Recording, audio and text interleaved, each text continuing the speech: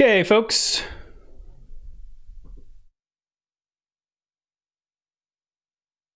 People in the YouTube chat or the ClothMap Discord patron chat, let me know if you can hear me.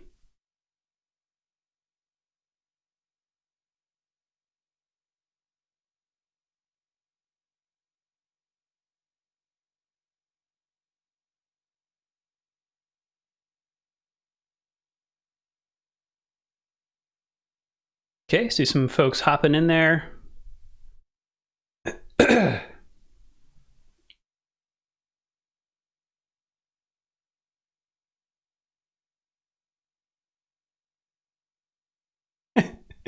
Terrifying title. Can hear just fine. Cool. All right, so this is gonna it's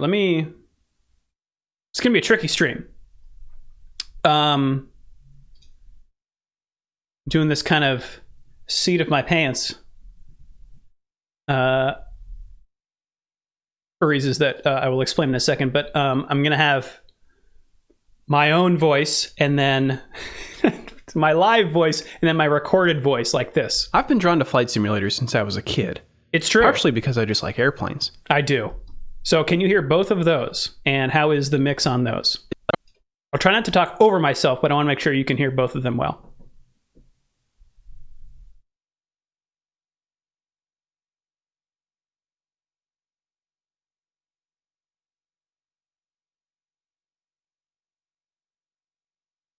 Not another reviewer says, hello to Drew, hello to chat, hello to everybody. Is that a David Croft reference? Or, sorry, no. That would be Ted Kravitz. Ted Kravitz likes to introduce himself that way. Audio delayed, I think.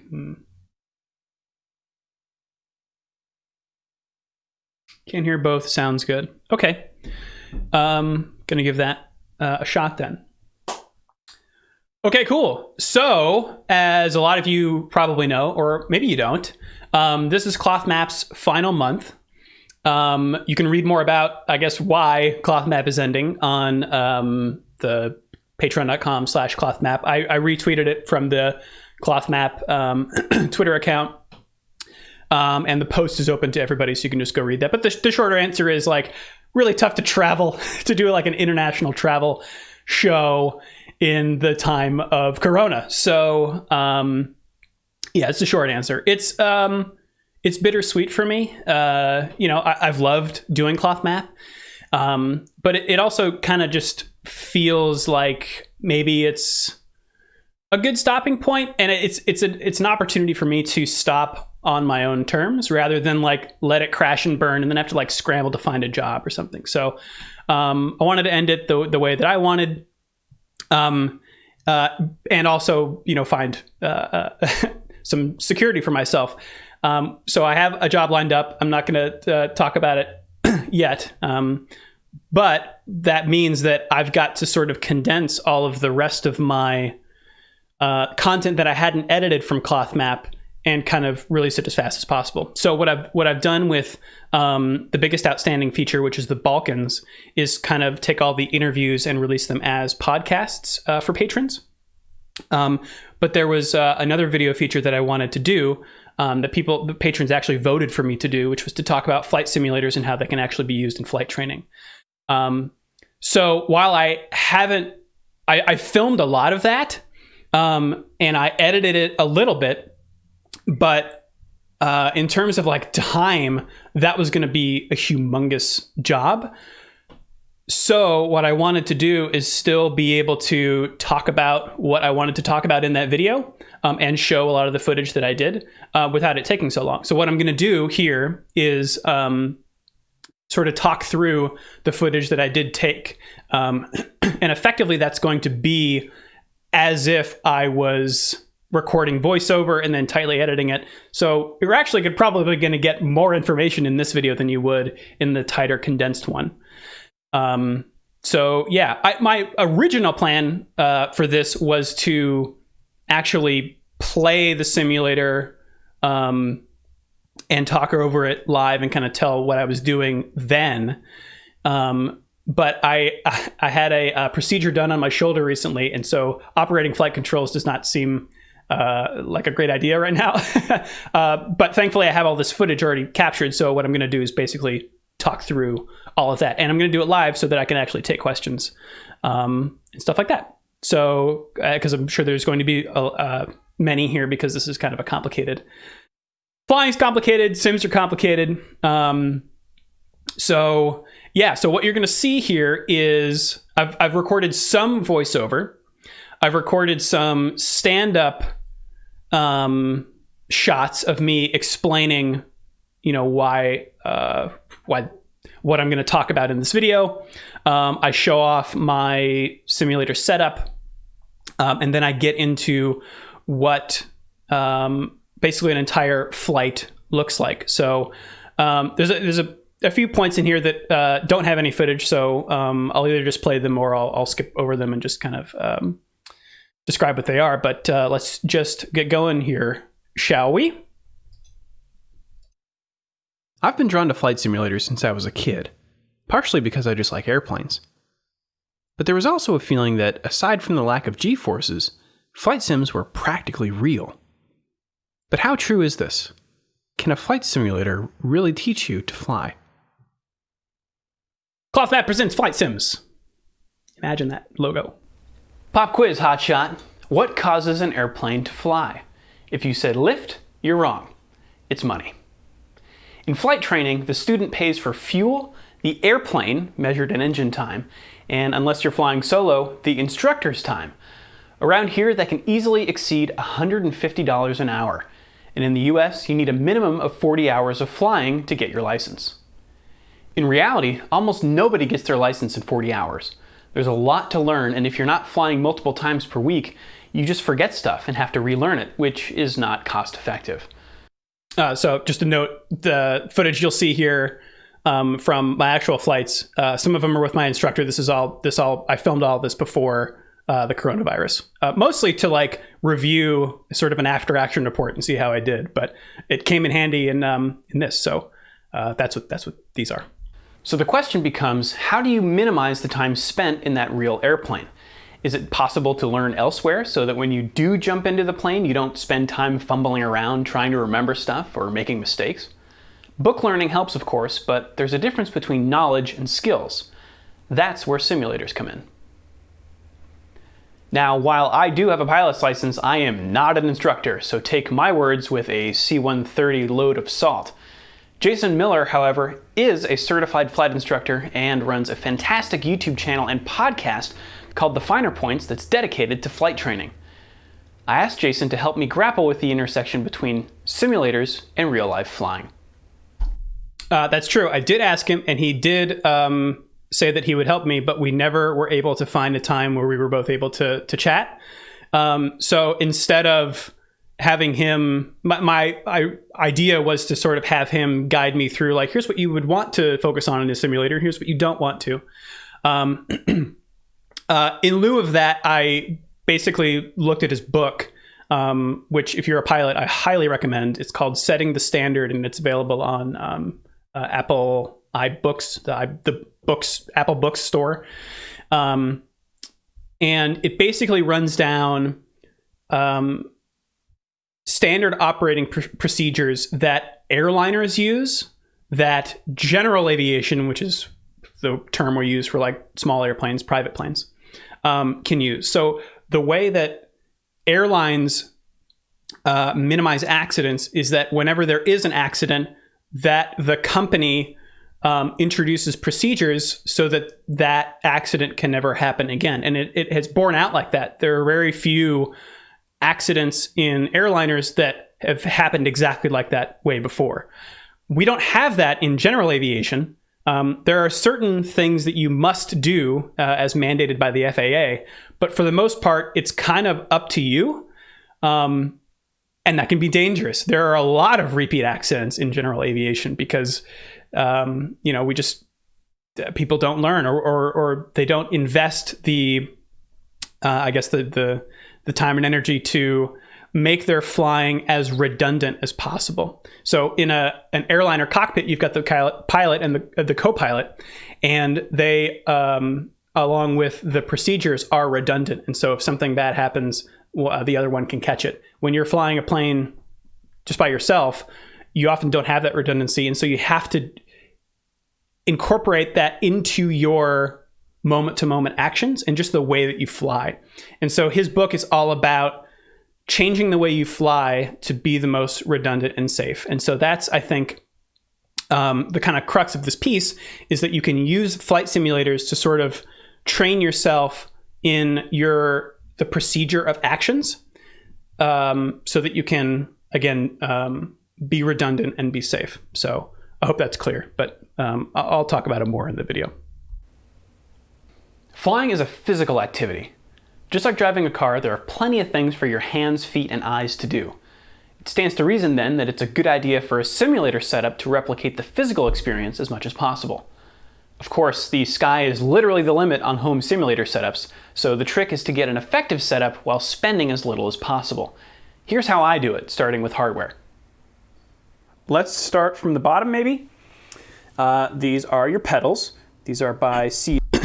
So in the final video, I would, of course, put up, what each of these are, but I'll try to just mention them here in case you want to buy them. My pedals and my yoke are from a company called CH Products, and then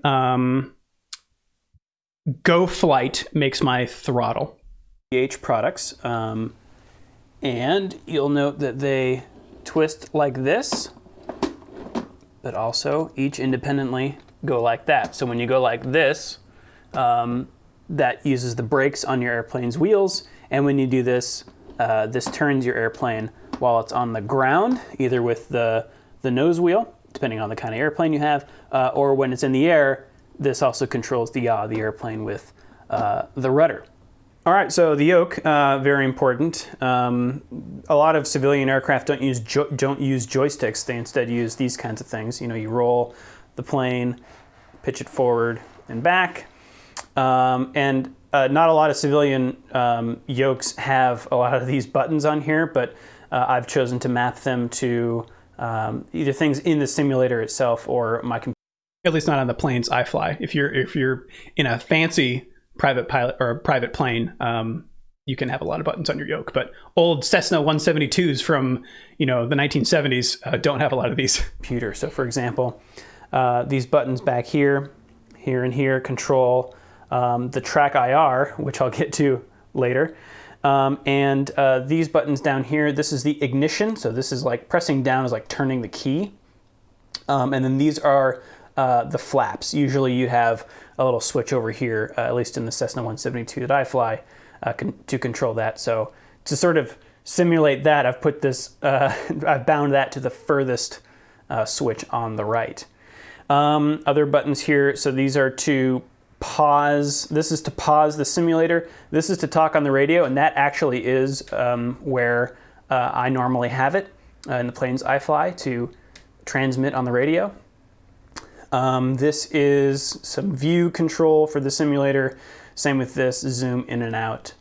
You'll notice up here we have, these are usually throttle and mixture stuff. I don't actually bind those to anything because I have a separate throttle and mixture control down here. This is called the TPM, and it works like this. And again, this is how it works in the Cessna 172 and 152, the kind of planes that I fly. It's not like, this is more like an airliner or a fighter jet. My little general aviation planes have these little plunger style controls. And when I bought this thing, it didn't actually come in this box. It was just like, it's this and a circuit board. So I actually bought this plastic project case and used a Dremel to make a hole in it for that, and then I just Velcroed it to the top of this table. The other big piece of equipment here is the radio. So I'd say this is probably not required. I mean, none of this stuff is really, I would say maybe the yoke is definitely required. This is probably the last on the list though. but it's really fiddly to have to come up here and use your mouse to dial in. You would be using these wheels to dial in specific numbers with your mouse, and so it's much easier to do it with your actual fingers. So much like in the systems I use, the big wheel controls the big number, and the small wheel controls the little number. And then over here you can see this is the standby side, and this is the active side. So this is what radio station I am talking on right now. And if I wanted to talk to 120.9er, then I'd configure it over here and press the button here to activate it. And now I'm talking on 120.9er. Down here, this is a second, I have it set to COM 2, so there's actually 2 radios in your plane that you can talk on. Let's see here. COM 1 and COM 2. And COM 2 is usually what I use for weather. So there are like automated radio stations that you can dial into and listen to what the weather is like at the airport. That's what I have COM 2 set to here. Another thing, so usually we have discrete devices for different radios here, but since this is just one panel, it allows you to change what you're actually controlling here in the plane. So if I turn it all the way down here to XPDR for transponder, you can see that I'm set to 5626. That's kind of like my radar code. So when the air traffic controller is seeing my plane on their screen, that's the identification number that I have. And you're assigned that by air traffic control when you first talk to them. And you can see down here, my transponder matches what I've got dialed in here. So you change radios and stuff a lot when you're flying. And so I decided to invest in this because, again, I wanted to replicate it as much as possible, but also it's something that I do a lot, so I wanted to make it as easy as possible. So, Track IR. This is just a ball cap that I have, an AOPA ball cap. And then the Track IR comes with this little clip that clips to any hat like this. And you can see it has these 3 little reflectors on it. And what it reflects is infrared shooting out of this guy. You can actually see him right there. It's funny. So this thing, it looks like a webcam. This guy, not that one, that is a webcam. This thing emits IR light that bounces off those reflectors, but then also detects the reflection. And so with 3 different reflectors, it can kind of triangulate the position of your head. So you'll see in the footage, when I move my head, the actual, the head of the player in the simulator also moves. So that means that I don't have to say, use like this button to move my in-game head around. I can just actually use my physical head. It works pretty well. Other things in this stack, here we have my iPad. So this is now getting into the stuff that I'll actually bring with me in the airplane. So this is ForeFlight. This is an app that a lot of pilots use, even including airline pilots flying big old planes. And you can see in here, I mean, this app does tons of stuff, but I've actually plotted out the route that I'm going to take in the simulator, and it will actually interface with X-Plane and show where you are in the simulator on this real map, which is just absolutely nuts. And so you can see this is what aviation maps look like. They're crazy, and I mean, this just has so much information on it. Here's the Sacramento Executive Airport, and it'll tell you, what radio stations it's on, the elevation of the field, what kind of fuel it has at the station.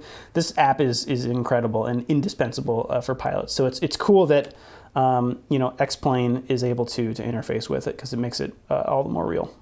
Other things in the stack here. This is the simulator checklist. When you fly, you should be using the checklist for the airplane that you have. This is actually my own sort of creation. based on this the plane, the X-plane plane, and some of my other planes kind of concatenated together. I wouldn't do that for a real airplane, but because it's a simulator, this is sort of a Frankenstein checklist. But you always want to have a physical checklist with you. And then this thing is my knee board. So this will actually strap around my right leg. Got some pens and highlighters here while I'm in the cockpit. Actually, the iPad itself also has a leg strap that I use. And this has a lot of information on it. It has usually just a blank piece of paper here that I write notes on. You can actually see some of my chicken scratch from other flights. And then I also like to load up my knee pad with these FAA airport printouts, airport diagrams. So you can see this is for the Oakland International Airport. And I like to pour over them and highlight hot spots. So these are dangerous parts on the airport, as well as radio frequencies that I'm going to need to know. So it's also taxi diagrams. When you talk to air traffic control, they're going to tell you go to 28 left via Charlie Bravo. And if you're not familiar with that airport, you're going to have no idea what they're talking about. So you need to have a diagram here ready to go so you can actually follow those instructions. A map, of course, also very useful to have, even though we've got it on ForeFlight and we'll actually be using visual checkpoints in their flying. You always need to have a map and one that is current. These things are only good for about 6 months before you need to buy another one, but thankfully they're like $5. And then just some reference guides in here for things that are easy to forget. So, for example, light gun signals. If you lose your radio, you fly back to the airport and they'll actually shine a light at you and blink at you, kind of Morse code-like, and tell you what to do. And I can never remember what all those codes mean. So just, reference like that. Nice piece of scratch paper, airport reference, and a map. So that's what I take with me in the real airplane, and it's what I'm going to take with me on my sim flights as well. Last but not least, over here, you can see when I'm sitting here, there's not a lot of place for a mouse to be. You could have that one over there, but that's a real long way to reach. When I'm sitting in my chair, I can actually just put my hand down here and easily reach this trackball mouse. And trackball mice are really useful because you don't need to move them around like this. You can see here I have zero space to do that. You just roll them around like that. And then, you can, because there's, my setup cannot replicate every single button in here. I'm going to need the mouse for some stuff. So that's the way I get around that. And this is just a nice Bluetooth Logitech one sitting on my rolling suitcase. Of course, you also need the actual simulator software. In this video, we're using X-Plane, a long-running, well-supported sim with a thriving third-party mod community. This is important because customizing the software is key to getting it as real as possible. There are literally thousands of X-Plane mods, but I'm utilizing two in particular to bring the sim closer to reality. The first is True Earth, a scenery plugin that uses satellite imagery, procedural generation, and hand modeling to create a much more accurate rendition of my local terrain. This is critical because a lot of flying involves using visual landmarks like mountains, highways, and bodies of water to orient yourself. For example, in a real aircraft inbound to the Oakland airport, air traffic controllers will often give you instructions in relation to the Mormon Temple. Sure enough, that Bay Area. So you can actually see it here. It's really tiny, but that is this little white dot. That is the Mormon Temple. And everyone who flies in this specific zone, the air traffic controllers will say, go to the Mormon Temple and turn right or whatever. So like I said, you want to sort of replicate those local landmarks as much as possible in the simulator so that you can actually use them to navigate. The aviation staple is replicated here. Being able to use those real landmarks is great. And if you're using the sim to get familiar with an airport you've never been to, it's really helpful to get a sense of what it's all going to look like before you really fly there. It's true. The second augmentation I'm using with X-Plane is Pilot Edge, a service that replicates air traffic control with real humans in a simulator. Communication is a big and tricky part of real flying, and there's really no substitute for practicing it with real people. With Pilot Edge, I communicate just as I regularly would, and because the software also broadcasts my sim airplane's location, the controllers I'm talking to give me similar instructions to what I'd receive in real life. So, in case that wasn't clear, I'll be playing my simulator, and you'll see this in a second, and talking to real people who can see my simulator plane on their air traffic control screens. They're not actually in an air traffic control center. They're probably at their computer with some kind of interface. But they are role-playing basically as air traffic controllers. And, if there is a plane next to me, they'll tell me to turn right so that I don't hit it. It's the most intense role-playing server. Actually, I forgot one. The actual plane I'm flying is itself modified to be more realistic. This is the Reality Expansion Pack version of the Cessna 172, which adds a host of improvements to the base X-Plane model, like more realistic performance, wearing down and failures of systems, and my personal favorite, a better stall warning horn. So this is the initial, or the original stall warning horn on X-Plane sounded like, it sounded very digital. It was like that's not how they sound. This is how they sound. It's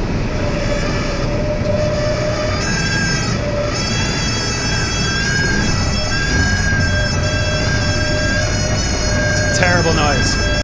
It's a horrifying noise. But anyway, the real expansion pack version of the Cessna 172 for X-Plane has a more realistic stall warning horn. It's the small touches. Flying is physical, but it's even more of a mental activity. Unlike driving a car where you can kind of zone out, flying requires constant attention. And often, you're dividing your attention between what's happening now and what needs to happen next. You don't want to arrive at an airport without your landing gear down, for example. You need to have thought of that beforehand. Just like the physical, the mental acuity needs to be trained too. The division of attention is unnatural, and so you need to practice it. You can do this to a degree with simulators, but it takes some discipline. In real flying, there are various checklists and procedures to go through at every stage of flight, from before you even turn the plane on to after you shut it down. Some of these are legally mandated by the FAA, but the rest are best practices learned by the flying community as a whole over decades of often lethal trial and error. Jason explained the importance of these procedures as it pertains to redundancy. Or he would have, had I interviewed him. So sure, you could load up a sim and take off without actually doing any of the checklists, but at that point you're not ingraining anything valuable onto your brain. Using a flight simulator this way is a little like stopping at red lights in Grand Theft Auto, but if you want those procedures to be second nature when you get in a real airplane, you need to practice that way in the sim. So what does all this look like? I'm going to use my setup here and take you through a flight that is as real as I can make it. Okay, here we go. So I've got all that stuff that I showed off, all my sim setup. You can see down here, I've got my iPad strapped to my leg that is interfacing with X-Plane. So actually, I can show you. There, see right there? That is, this blue dot is showing that X-Plane is telling my iPad that blue dot is where I am. I did not record this from the Oakland airport, but it thinks that I am there because X-Plane is telling it that.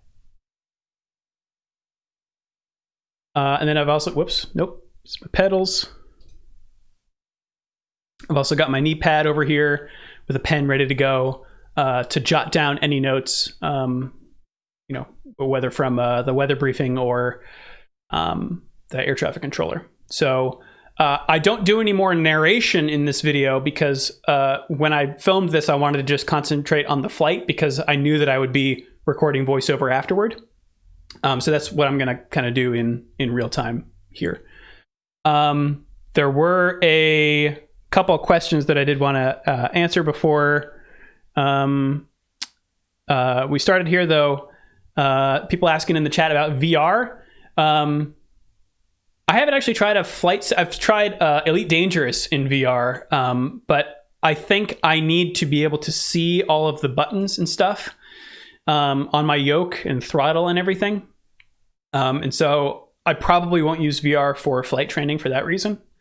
How do you tell the ground that you have no radio?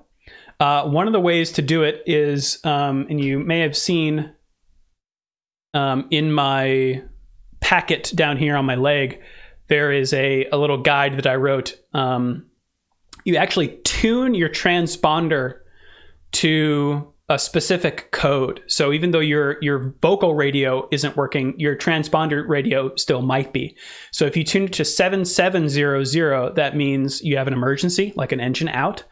If you tune it to 7600, that means your radio is not working. And if you tune it to 7500, that means you're being hijacked. So be very aware of when you're tuning your transponder to not accidentally dial in one of those.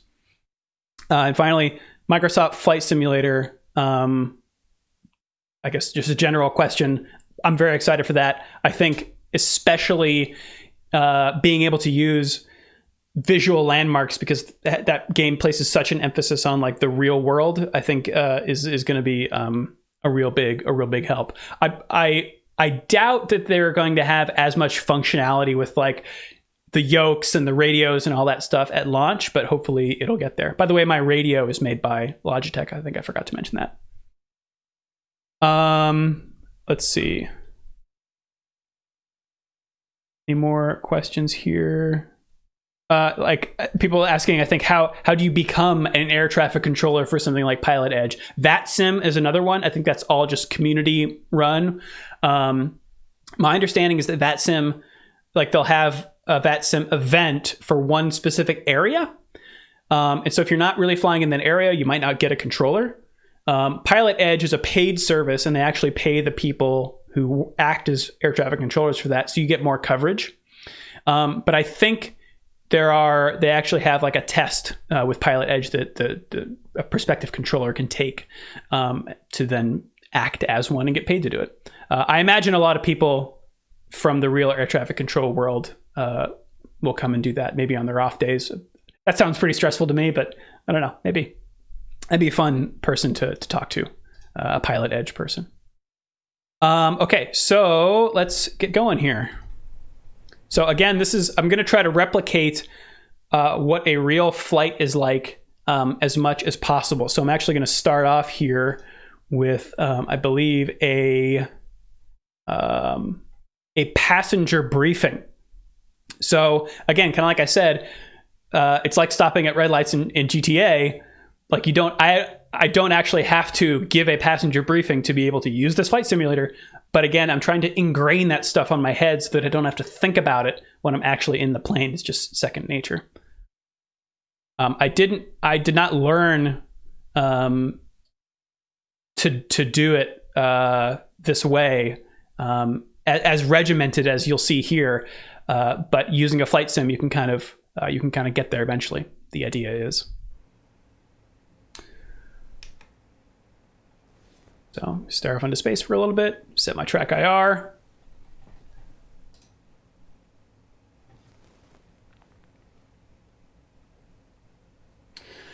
Okay, so for the passenger briefing, here's how the seatbelts work.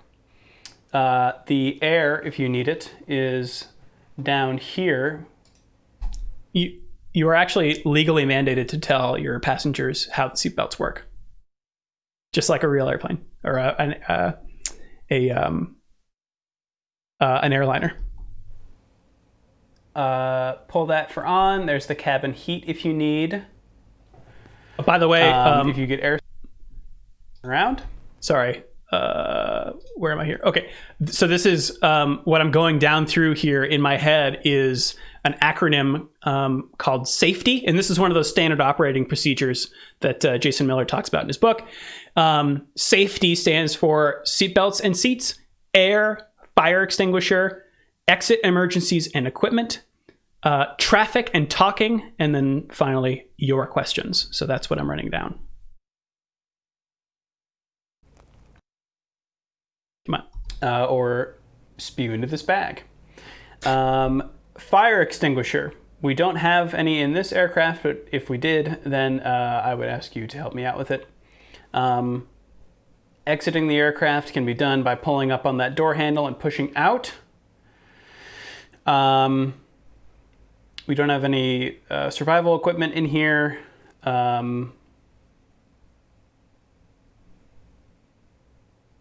This is the kind of stuff that I would tighten up. In the back, I would slide my chair forward to let them out the left side, and then I would go out the right. Talking. There is no talking while we are taxiing. Pretty much the only time we can really speak freely is when we're in cruise flight. The exception to that is for traffic. So if you see any traffic, whether on the ground or in the sky, let me know. Just say, Drew, I see a plane at 1 o'clock or whatever. Any questions? Okay. So passenger briefing is complete. So next what you'll see here is, so let's start the engine. Seatbelts, shoulder harness is fastened. So one thing that Jason Miller in his book emphasizes is that what you want to do is do these sorts of things from memory and then back them up with a checklist. So that's the kind of redundancy that we're talking about. The redundancy comes in where you do it from memory and then you make sure that you've got it all. The exception to that is something like engine startup, where it's not time sensitive. You can just kind of sit there and run through a list. So this is one of the few checklists that you'll see me do where I'm just reading from it and doing it. Like they call it a do list instead of a check list, because you're reading it and doing it rather than doing it first and then checking to see that you've done it. Brakes.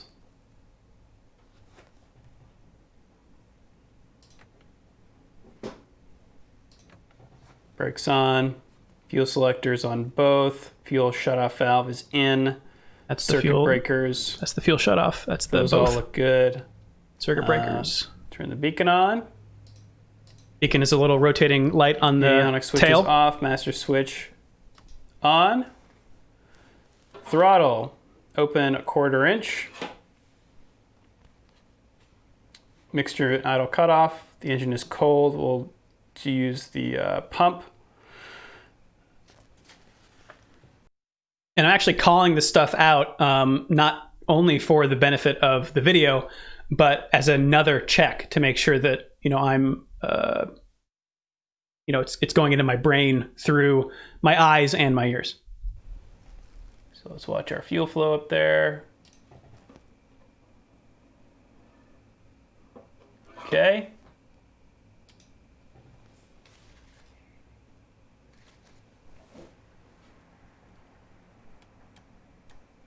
Yell, clear.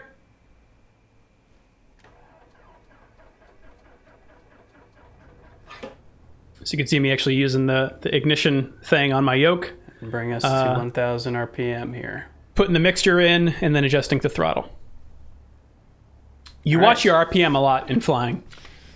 More than, not more than your airspeed, but it's you certainly watch it more than your in your car. Both. Engine is 1,000 RPM. Check that oil pressure. Okay, we're in the green. Mixture lean for taxi.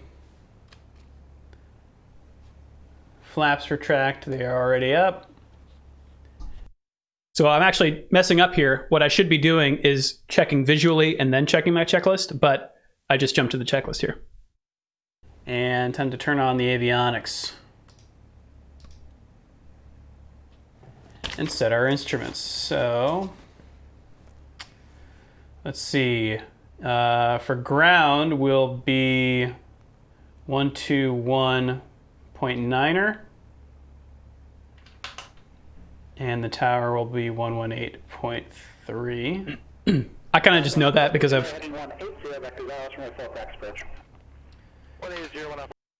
So So that's Pilot Edge. But I know what those radio numbers are because I fly to Oakland all the time.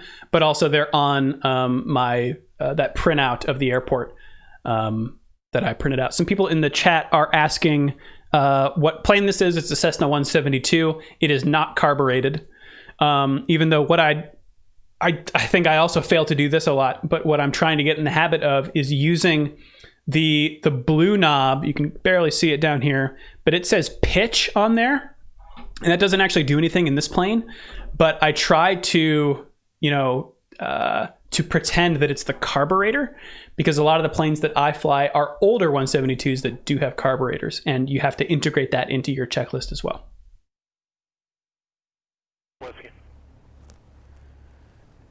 And then we'll just turn that off for now, but ATIS is 133.775, so let's do that.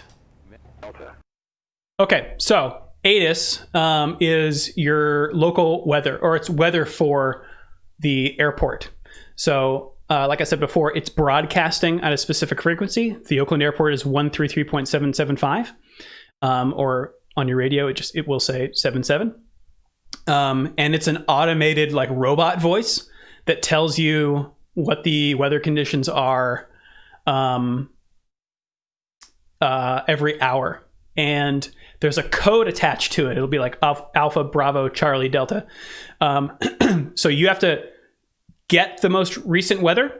And then when you contact air traffic control, you tell them, this is the weather I have, because they need to know that you are up to date on the most recent weather. So here I am tuning into the ATIS and then writing down the weather conditions. Metropolitan Oakland Airport, ATIS information Delta, 20530. This is what it sounds like. 290 at 14. Visibility 10. Few clouds at 1,200. Temperature 22. Dew point 13. Altimeter 2994. Arriving and departing runways 28 left. 28 3033. So here, let me go back and actually tell you what all of that means. Metropolitan Oakland Airport, ATIS information Delta. So there's the code, Delta. So when I call ATC, I'll say I have Delta. 053 Zulu. 053 Zulu is what time it was issued in universal coordinated time. 290 at 14. 290 at 14. So that's, so according to my compass, that's wind from this direction at 14 knots, 290, 290 degrees at 14 knots. Visibility 10. Visibility is 10 miles. Few clouds at 1,200. Few clouds at 1,200 feet. Temperature 22. Dew point. Temperatures in Celsius. Dew point is at what temperature will fog form. So you want a good spread there. If the temperature was 1.4 and the dew point was 1.3, fog might be coming in. 0.13. Altimeter 29904. That's a critical one. Altimeter is that number is the air pressure, and the altimeter needs to be calibrated to the local air pressure. Otherwise, its reading will be wrong. So you'll see me dial in and actually, like, you turn this knob, and it will tell you what air pressure it's calibrated for. Arriving and departing runways 28 left. 28 30. And then it'll tell you some notifications about the airport. ILS runway 30 approach in use. VFR departures, contact clearance delivery. Advise on course heading, altitude, and if flight following is restricted. Read back all runway assignments and hold short instructions. Advise on initial contact. You have information to. Okay. 29904. So here's me dialing in. It's tough to see, but those tiny little notches. Okay, number 222 Bravo Mike, cancel that, okay. 222 Bravo Mike, we hate to see you go. Radar service is terminated. Squawk and maintain VFR. Please exchange proofs. Yeah. Squawk and maintain VFR. Please exchange proofs. Have a good day. 222 Bravo Mike. So here I am adjusting the attitude indicator so that the orange bar is right on the white line. And what you're hearing on the radio is other pilots talking to air traffic control.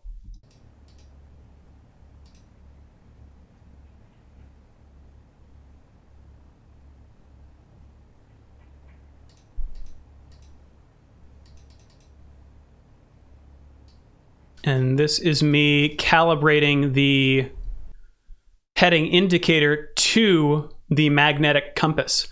And the heading indicator will actually go out of sync with the magnetic compass. So you have to recalibrate it sometimes in flight. Gotta look out for that one.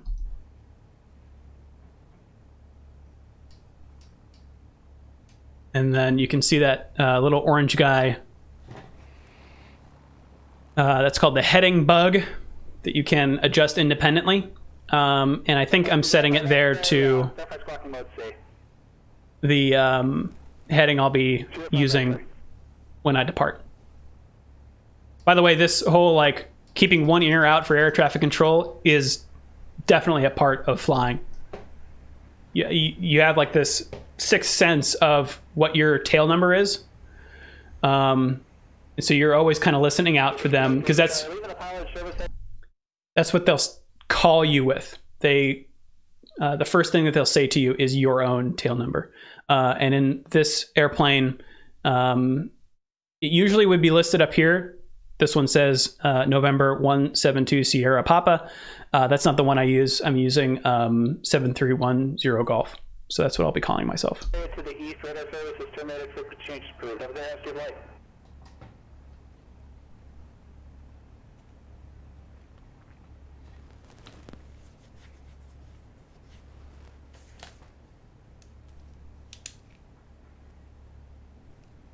Elevated Network asks, do you prefer analog gauges or do you like glass cockpits? Meaning like screens and stuff. I haven't used a lot of glass cockpits, so I'm much more familiar with these. Here. All right, brake check. Moving forward a little bit and then pressing on Brake check complete. The pedals. Here, just because I have this camera.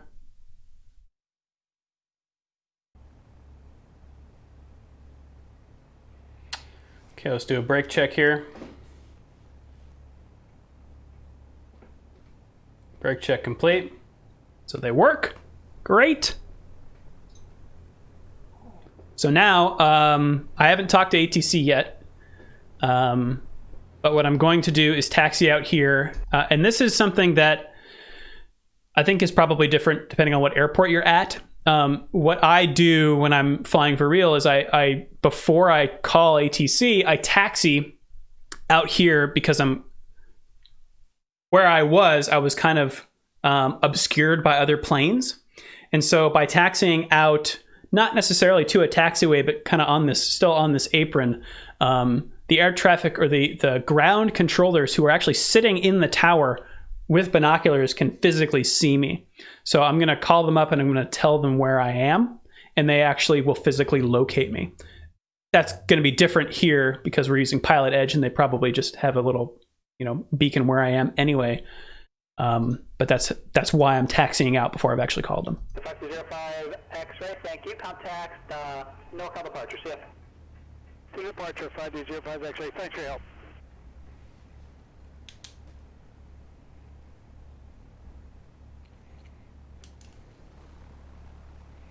Departure 5205 X-ray with you. Somebody asking, if you make a mistake, how do the air traffic control people get on Pilot Edge? You'll see. I make a couple mistakes. And air traffic controllers are notoriously short. They've got a lot to do, and if you mess up, they'll let you hear about it. Level 9000. So over here, I'm looking at, what am I looking at? iPad. 05 X-ray, NorCal departure radar contact, verify altitude. Okay, so you can actually pull up the taxi diagram on your iPad as well. You're climbing at 9,000. What's your current altitude? And so I'm checking this to. I kind of know where they're going to send me, but if I was at a new airport, I'd be studying this and going like, okay, where I'm here, I think I'm around here somewhere, and I want to take off this direction. So they're probably going to send me to one of these two runways. Could be this one, actually, but I think 3-3 was closed that day. So I'm studying this to be like, okay, they're probably going to send me along Charlie, so be ready for that. 9,000, 05 X-ray. If I 05 X-ray, check your altimeter, the Sacramento altimeter 2985. Your altitude indicates 5,300, sir.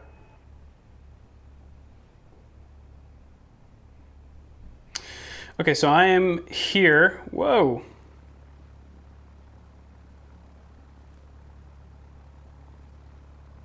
Okay, so here's me just describing all of what I just described. So I'm here. They'll probably give me Delta Charlie to 28 right, but I'm going to stop over here and do a run-up. And then once we're clear, get on the runway and take off. But got to watch out for this hot spot here and this hot spot here. So runway numbers correspond to the degrees that they're pointing. So 28 means they're aligned with 280 degrees. They just lop off the last digit because it's easier. And then if there's two next to each other, you've got 28 left and 28 right. So actually, if you're coming at these runways from the other direction, they are 10 left and 10 right. This runway is 28 right / 10 left. I do see you climbing again. Did you get your altimeter figured out? Yeah, it's in the wrong thing, and I can't get it out of it. I'm going to just cancel this out. F5 X-ray, Roger. Somebody's having problems on the radio. Yeah, I'm just going to go offline. Okay, sorry to see you go. Let me know if we can help. I'll try it again. I can't figure out what happened here, but it's on that, not on the inches of mercury. GF5 X-ray. F5 X-ray, Roger. Your altitude indicates 6,500. Well, that's just about right now. All right, I'm going to go off. So here I am. I'm waiting for them to stop talking so that I can get on the radio. You don't want to step on somebody else. So I'm composing in my head what I'm going to say to ground before I actually say it, so I don't screw up. Oakland ground, Cessna Skyhawk 7310 Golf at landmark, VFR 2 SAC exec with Delta. Okay. I'm going to go over that again and describe what I am telling ground on my first call to them. Oakland ground, Cessna Skyhawk 7310 Golf at... So that's my kind of plane that I'm flying. The Cessna Skyhawk is the name for the Cessna 172. And then my tail number, November 7310 Golf. And then I think I say I'm at landmark, which is what this area, this sort of parking lot is called on, it's not what it's called on the real Oakland airport, but it's what it's called in X-Plane. So I imagine that's what they're going to say for Pilot Edge. Landmark, VFR 2 SAC exec with Delta. So VFR to SAC exec means I'm flying to the Sacramento Executive Airport, and I'm flying with visual flight rules, meaning I'm not doing instrument flying. I have a private pilot's license, not an instrument flying license.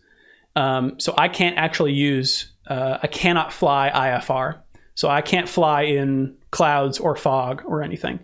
That requires a lot more training, probably like about as much as I had to get my pilot's license, my private pilot's license. You do that again for instrument training. It's a big deal. So I'm saying I won't be using instrument flying. I'm just going to be using visual flying. And then I say with Delta, that's the weather that I have.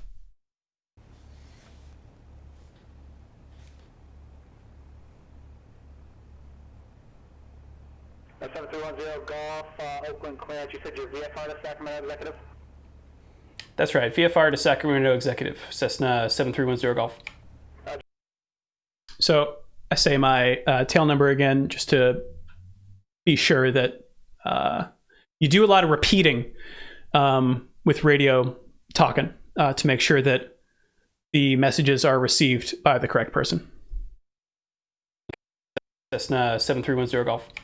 What's your type aircraft and request cruise altitude? Cessna 172 Skyhawk, and cruise will be 5,500.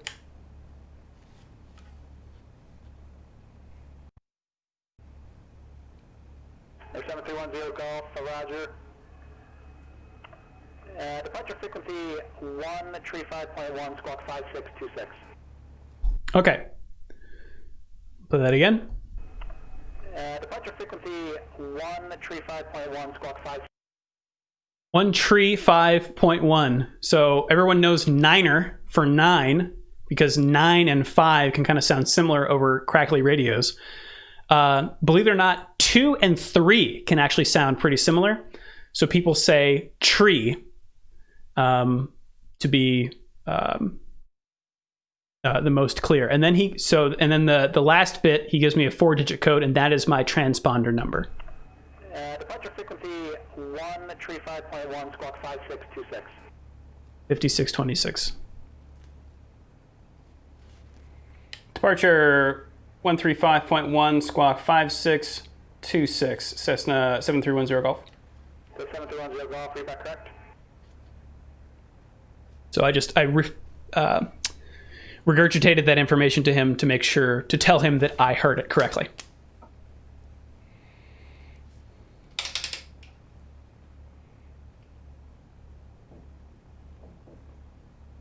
So now I'm dialing in my transponder code. 1 Alpha Whiskey, tonight heading 210. 210 Alpha Whiskey.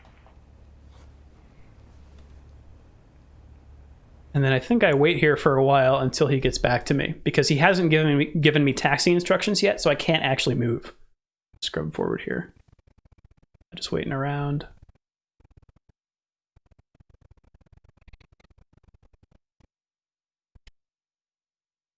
I think I ping him. Oakland ground, Cessna 7310 Golf, ready to taxi. 7310 Golf, Oakland ground, advise you have information Delta for location on the field. We do have So this one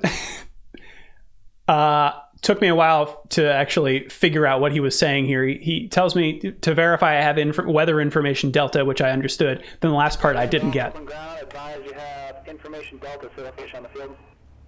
We do have information Delta, Cessna 7310 Golf. And where are you located on the field? That one did not catch. Sorry, say again for Cessna 7310 Golf. 7310 Golf, say location on the airport, please. Say location on the airport, please. And you can see me confused, but I'm figuring it out slowly. 7310 Golf at Landmark Aviation. 7310 Golf, thanks. Runway 28 right, taxi via Charlie Bravo. 28 right via Charlie Bravo, Cessna 7310 Golf. So that's the taxi instruction. 28 right, go to runway 28 right via the taxiways Charlie and then Bravo.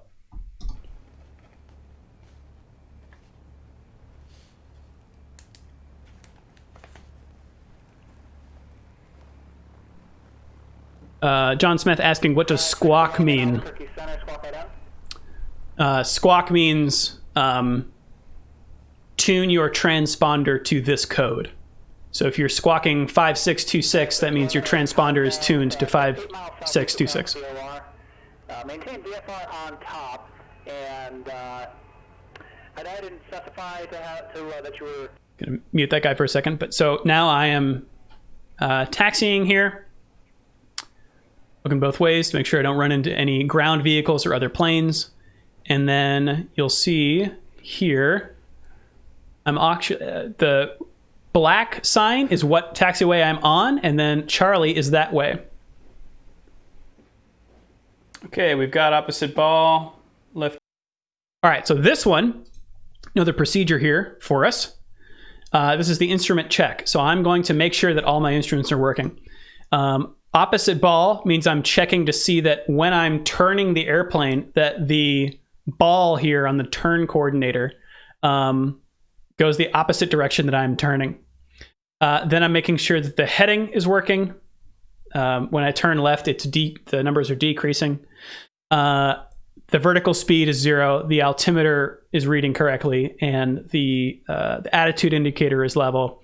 The airspeed is 0 because I'm on the ground, and that my compass is also working correctly.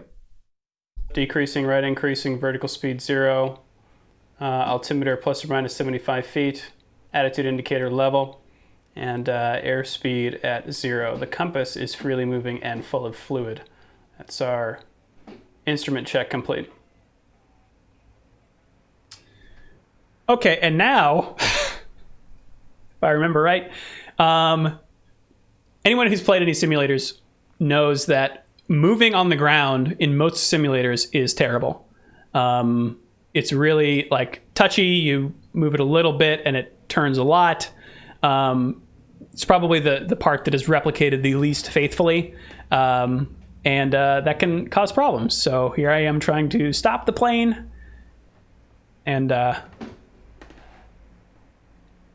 yeah, I brake so hard that my propeller flies off. So there's a bug in X-Plane. You can't just reset your plane. I actually had to close it and then come back again. But I reconnected to Pilot Edge and hoped that my controller didn't notice anything had happened.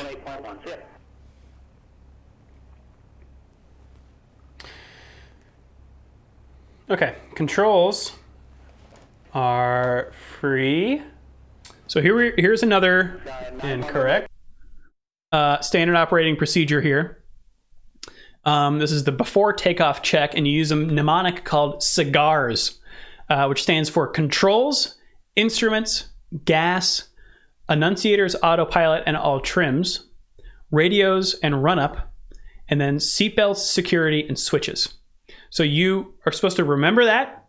You remember that mnemonic, do all of it, and then back it up with a checklist. Contact Grand Junction Tower, 118.1.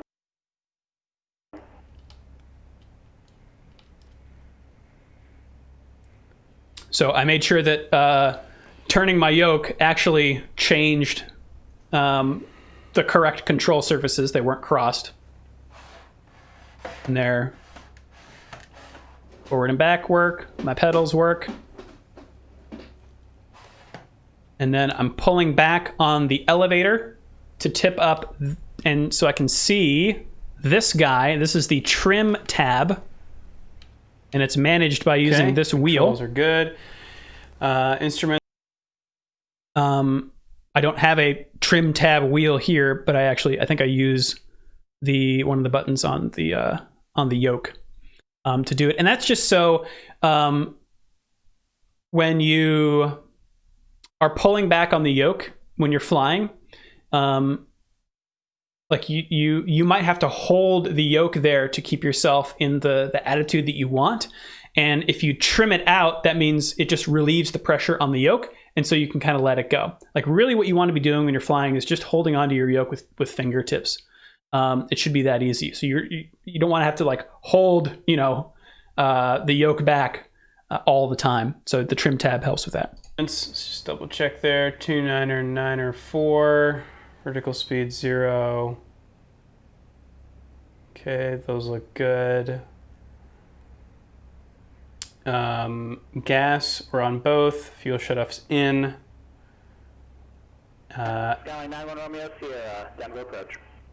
Autopilot's ready. All trims are good. Annunciator lights are all off. Radios, we got 121.9er, that's ground though, but next we'll be talking to tower, and we want to go then 135.1 after takeoff. 56. So I just tuned it. I was on channel 121.9er, which was ground control, and then when you are about to be in the air, you will talk to the tower, not the ground. Sometimes they're the same person if there's not a lot of workload going on. They'll actually manage both frequencies. But when you want to take off, you tune to at the Oakland airport, at least 118.3. And then, as my controller told me, the next person he's going to hand me off to after I take off will be on channel 135.1. 626. Zulu approach, will call 1 off whiskey. Okay, and we'll do the run-up flow check. Mix all the way in.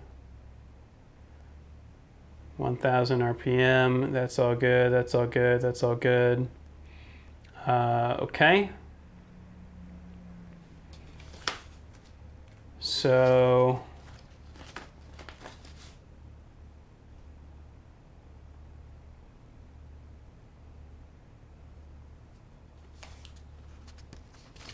now I'm backing it up with the checklist. Kind of skip forward, I guess. Just going, yep, did that, yep, did that, yep, did that. all right, to do our run-up, we'll go to 1,800 on the throttle. So now for the run-up, which is just like a test to make sure that all your systems are working well. So I'm throttling up here. Check so that I our reach a certain gauges RPM. here. Everybody good. Okay.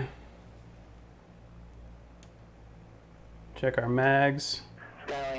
I like this one a lot. The mag check. So you can see down here the key, and it is actually a key like you use in a car. It's not just like in a car off and then on. You can actually tell your engine to fire. It's like telling the engine to fire the spark plugs on the left and the right only. And you do this in the run-up to make sure that both of them are working. And so if you turn them from both to, say, left, and you're only running on the left magnetos, your RPM should decrease because you're not firing on all cylinders. Then you turn it back to both, it should go back up, and then you turn it to magnetos on the right, it should decrease as well. And so if that happens on both sides, you know that both of them are working together to fire on all cylinders. 9-1 Romeo Juliet, Denver approach. Carb. Go for Throttle out. Yes, sir, been trying to reach her for a little while now. Contact Grand Junction Tower, 118.1. 118.1, Band 1 Romeo Juliet. See? Tested controllers. Grand Junction Tower, Band 1 Romeo Juliet, 5 miles outside the fire approach fix. Seatbelt secure. Doors and windows secure. And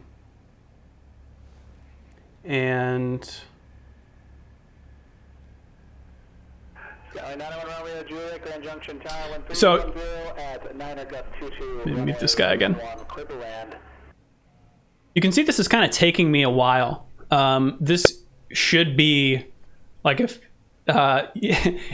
we were all seated in the co-pilot seat of like a flight instructor, Switches are this would be good. happening so much faster. And it's because I just don't have a lot of experience. And I'm trying to incorporate new Okay. operating procedures into my normal flow here. controls, instruments, fuel selectors, both. Elevator trim is set and good. Mixture was rich. Autopilot. Throttle.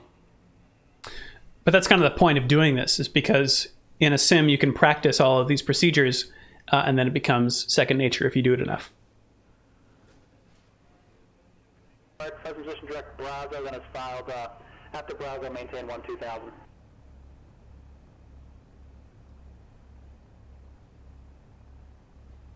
Transponders ALT.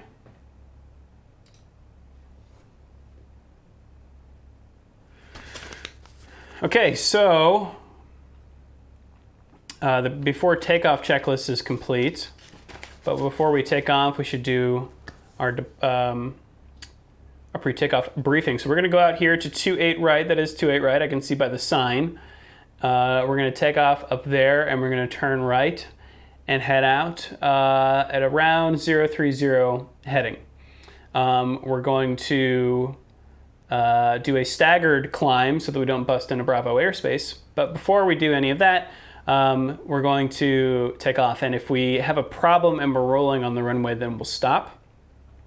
If we've taken off and can land back on the runway, then we will do that. If we've taken off and can't land back on the runway and are below 700 feet, then we're going straight and we'll land ahead of us. If we're above 700 feet and we feel that we can make a turn, we will do so and come back to either 28 left, 28 right, 33, or the taxiway. Actually, 33 might not be, oh no, it's 10 and 30 over there that are closed for a NOTAM. So we'll be okay. Okay, so that's the pre-takeoff briefing complete. 19.5 whiskey, good day.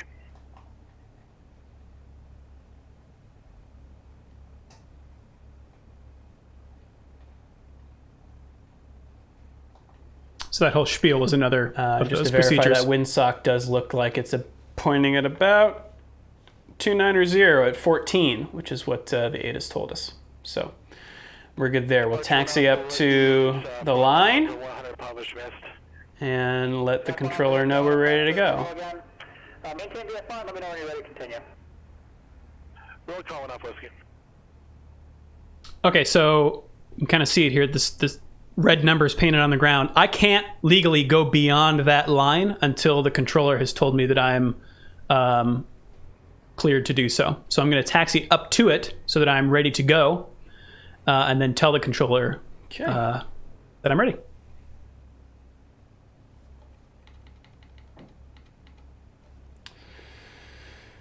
Okay, so we're on tower.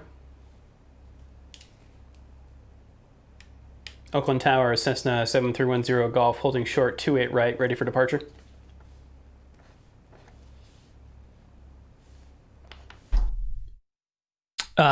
And you must say, well, I don't know that we say departure because takeoff is something they want only controllers to say, because if, say, I said takeoff and some other pilot heard, oh, I heard takeoff, I'm going to go now, that could cause problems. So we say departure, and only once they tell us we can take off, then we say take off.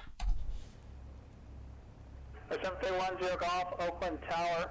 Proceed on course, no further west than I-880. Maintain VFR to below 2000. Runway 28 right, clear for takeoff. Wind 30014. Okay, let's do that one again too. Tower. Proceed on course, no further west than I. So proceed on course, no further, or no, what does he say? He's saying this a little differently than I've heard controllers say it. On course, no further west than I-880. Maintain VFR. No further west than I-880. So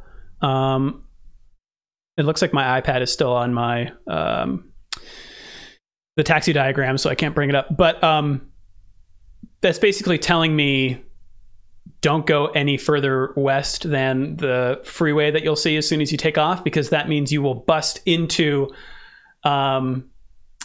potentially the airspace of the San Francisco International Airport, which you are not allowed to go into unless you have permission. Below 2000, runway 28 right, clear.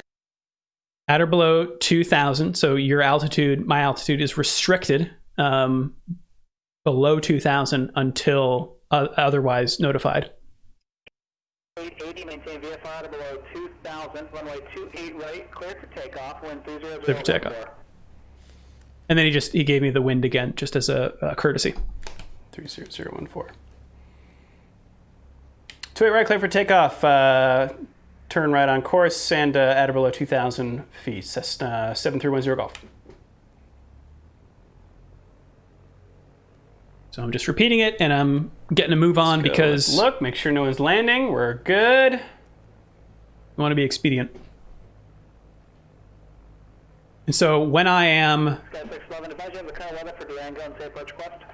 throttling up here, I'll also call out things. Okay, mix in, power set. Engine gauge is green, the airspeed is coming alive, we're rotating at 55, and there it is, climbing at 79.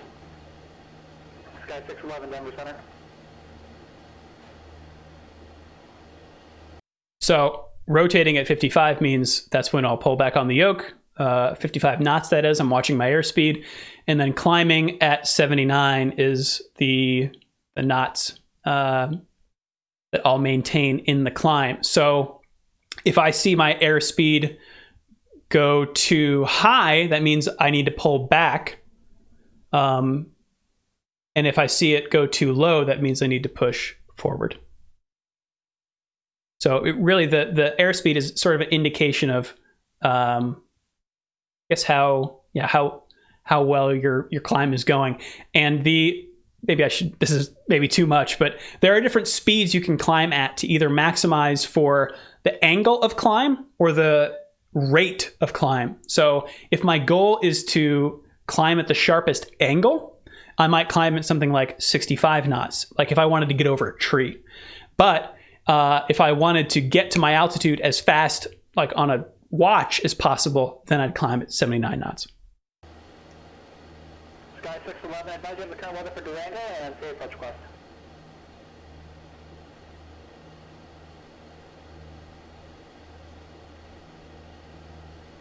So I think the next thing he'll ask me, Sky 611, Roger, do you want to start that from concrete?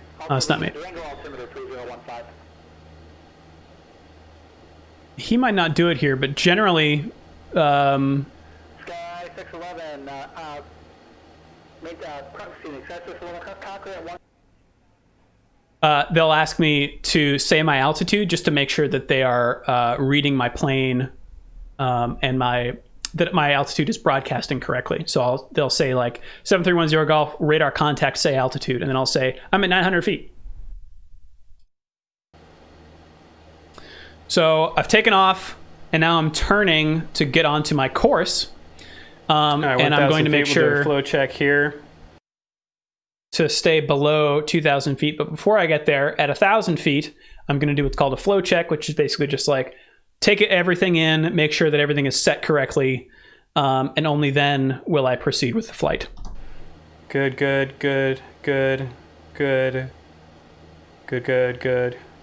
So it's not very helpful. I'm checking the fuel to make sure that it's on both, which means it's using both tanks. There are tanks on either wing. You want both of them feeding in, not just one. There are reasons you would want to just do one or the other, but generally you want them on both for this kind of a plane all the time. Make sure my mix is set correctly. My throttle is set correctly. So mix is like the ratio of fuel to air in the engine. You want full rich when you are climbing, and throttle you want all the way in if you are climbing as well. I'm going to make sure all my lights and stuff are checked. I'm basically like making this kind of lightning bolt pattern up. So I'm checking all this, I'm checking all that, making sure my engine gauges are green, and then if it's all good, then I can continue. Good. Flow check complete. And you back it up with the departure checklist. And this is key here. I actually forget to do this a lot, but you see I am holding up the checklist. You want to do that so that you're not like looking down at your leg. You want to be looking out at the sky as much as you can to make sure that you don't run into any other planes.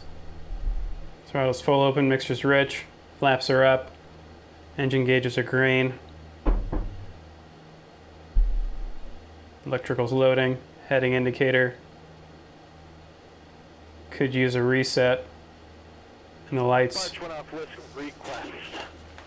Squawk 1 off with you, 1 off whiskey like Mac, just VOR runway 22 from Panhandle.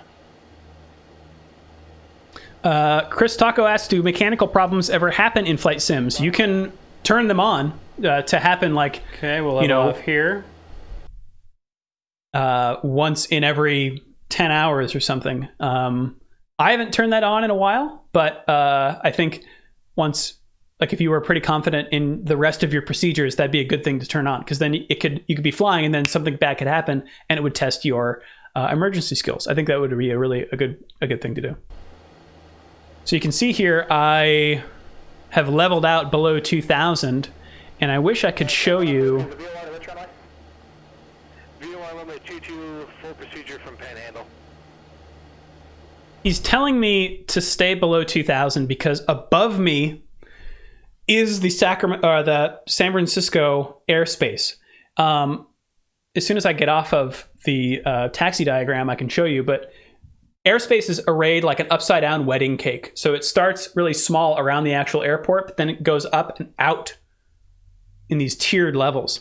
And so I'm so close to the San Francisco airspace that it is overlapping the Oakland airspace. And because it's a bigger airport, it gets priority. So I can't bust into that again without permission. If you do, you get a call from authorities saying, why did you do this? So I'm staying below it until the air traffic controller gives me permission to climb.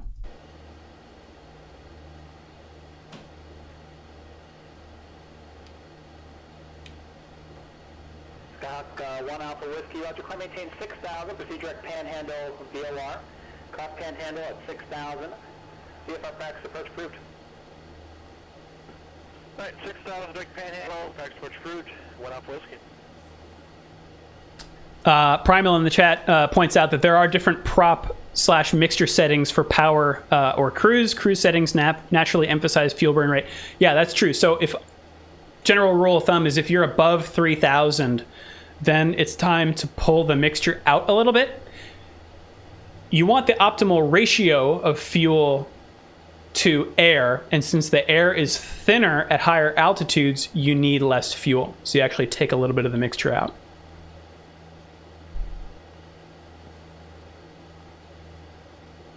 Okay, here we go. So it's actually not updating very fast, X-Plane. This is I'm way up here by now. But you can see this 100/40 means this is a chunk of San Francisco International Airspace that I'm not allowed to enter. It starts at 4,000 feet and goes up to 10,000 feet. They've lopped off a couple zeros here. But this is the part that I'm not allowed to go into. Once I get over here, I could climb up to just under 5,000 feet and still be okay. But that's the tiering that I'm talking about.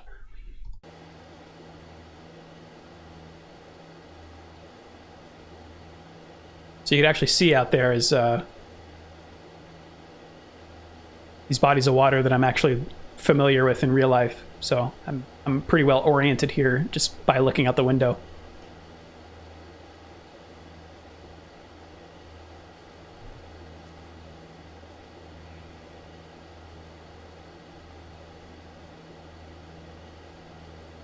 Oakland Tower, Cessna 7310 Golf at Lake Chabot at 1,900.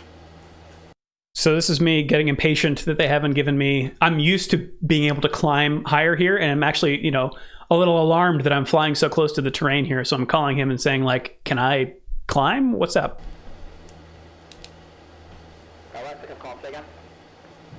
Cessna 7310 Golf at Lake Chabot, 1,900.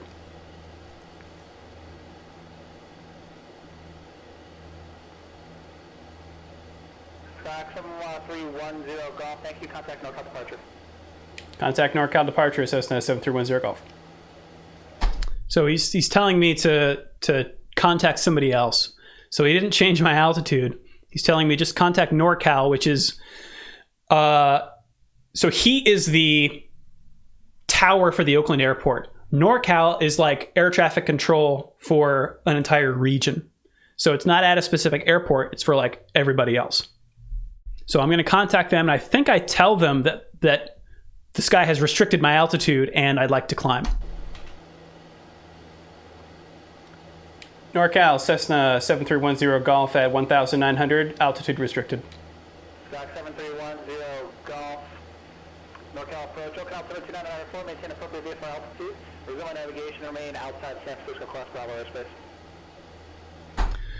And that's a long way of saying just you can fly wherever you want, just don't go into San Francisco's airspace. And that implicitly implies that I could climb to whatever I want, again, if I don't bust into San Francisco. Yeah. Remain outside of Bravo, O navigation and appropriate VFR altitudes, Cessna 7310 Golf. Outside of Bravo means outside of... Okay, now we can climb. San Francisco, in this case. Bravo is that type of airspace. Let's do it. Oakland is Charlie airspace. Although we can't get up past... We should remain at 3,500 until 680. So this is 680 right here. And so just to make sure that I don't bust into this or this, I'm going to climb up to 3,500 because this starts at 4,000, that at 5,000. But after this, after 680, that means I can climb up to just below 6,000. So that's my checkpoint for when I can climb what I want. Gonna level off at 3,500.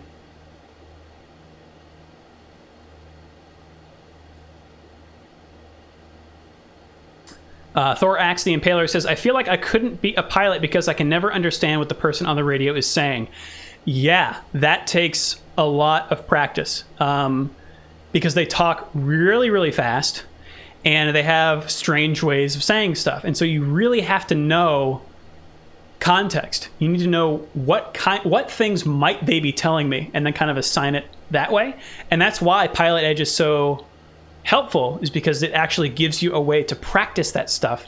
Another thing that I do if I haven't flown in a while, I load up an app on my phone called Live ATC, which you could just tune into not any, but like a lot of airport radio traffic, and you can just listen a little bit and make sure that, or like get your brain back in the zone of air traffic control speak, because it's a lot.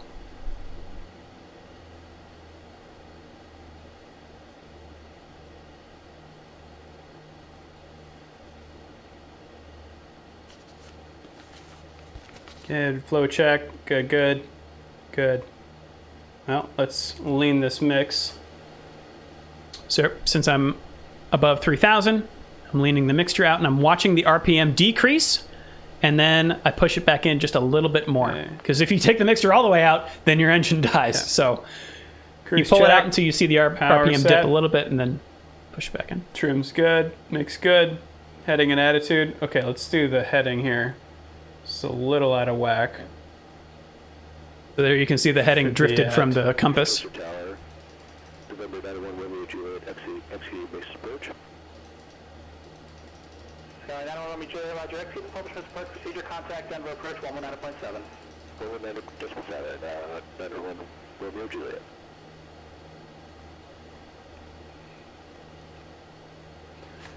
Engine and electrical gauges were good. Fuel quantity, good. Lights and pitot. Got beacon, nav, and strobe. Okay. Pitot Cruise is check the complete. Pitot Tube, which if you're Let's get following up the a little higher 737 here. MAX stuff closely, weighs into that. The Pitot Tube is this little guy, a little probe out the... There it is. Okay, there's 680. We can climb again. There. This guy. Air is being... There's a little hole at the end there. Air is being rammed into it, and by the rate of air, it can tell you how fast your airplane is going, among other things. But in icy conditions, that can freeze over, and then a lot of your instruments go out, which is really dangerous. So there's a switch called Pitot Heat, which will heat this thing, and you actually test this before you get in the plane. You flip it on and you hold it with your hand to make sure that it's warming up, but that will prevent ice from forming. Okay, there's 680. We can climb again. Power pitch. Mix in. Expect further clearance 2222 Zulu, time now 2201.5. 2220 Zulu, expect further clearance. 91 Romeo Juliet. Somebody else struggling on the radio. I've been there. Copy, 2222, expect further clearance Romeo Juliet. So because we are past 680 now, we're actually, I think, up here somewhere. X-plane's a little behind on ForeFlight. We can now climb to 5,500 feet. Going to be another missed approach. Negative, we'll turn main route. And I picked that altitude because when you are flying easterly, anything east of north, or south, I guess, anything on that side of the compass, you must fly. 4,500. We got 1,000 more feet to go. You must fly at a. Still good on our course here. Mount Diablo and CCR is coming out the left window. You have to fly at a an odd numbered altitude plus 500 feet. If you are going westerly, you fly at a even numbered 1,000 altitude plus 500 feet. It's so that, this happens instead of this. So now I was looking out the windows and coming up on my next checkpoint, which is the midpoint between Mount Diablo off my right and CCR, which is the Concord Airport out my left. So I've chosen these checkpoints beforehand. And it can be a little, if you've never flown the route before, it can be kind of tough, at least for me, to know what checkpoints you will be able to see from the air, but those are big ones, so.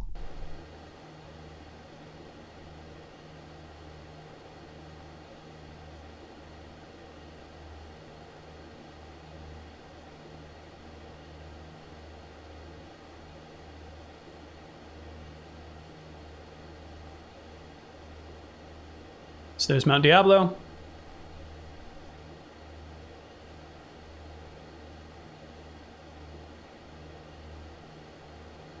$5,000. Still in my climb here. And there... for traffic. Back up a little bit.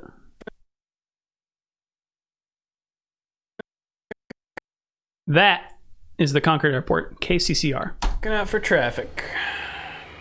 Can't get lost in the instruments. Nice and trimmed here for our climb. Oh, one thing I forgot to mention. I also watched a talk that Jason Miller gave about using flight simulators. And he recommended, because the flight, the Yoke doesn't provide much resistance. It's kind of like a rubber band, but it provides no feedback. Okay, and there it is. Return to the horizon. Power back a little bit. And it's a commercial product. Autopilot. It's costs $60. There are much more expensive, more professional simulators out there, but this is more of a game than a real training tool. So you don't want, he recommends not actually hand flying a lot of the time in the sim because you don't want to learn bad habits. Instead, he suggests using the autopilot, which is what I am using here for most of the level flight. Okay. I don't do that in real life. I just trim it and hold it with my finger. Another flow check. Power.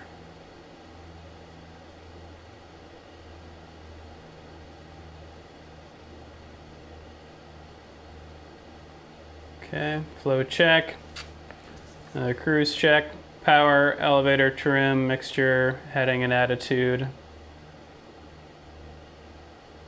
Engine and electrical gauges, fuel quantity and range, lights and pitot. Okay, cruise check complete. There's CCR. Mount Diablo. Should be coming up on the stacks here. Stacks would be my next checklist, or a checkpoint.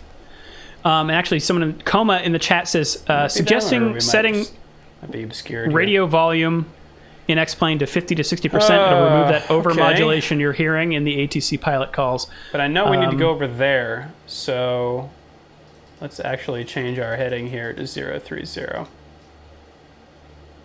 I think that's a good idea because I was having a hard time understanding these guys. So you can see there, I actually just turned my heading bug, the little orange guy, and then my autopilot followed my new heading. I think I was being blown off course a little bit by the wind, so I'm correcting for that. And then pretty soon here, I'll be looking out my left window at the stacks. Recording 3, I guess.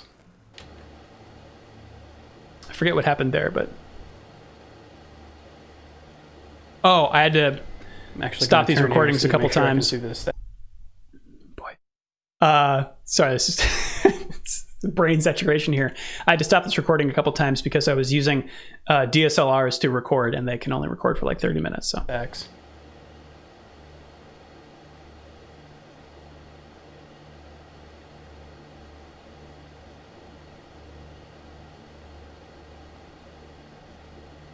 Rocket Fuel says, actually.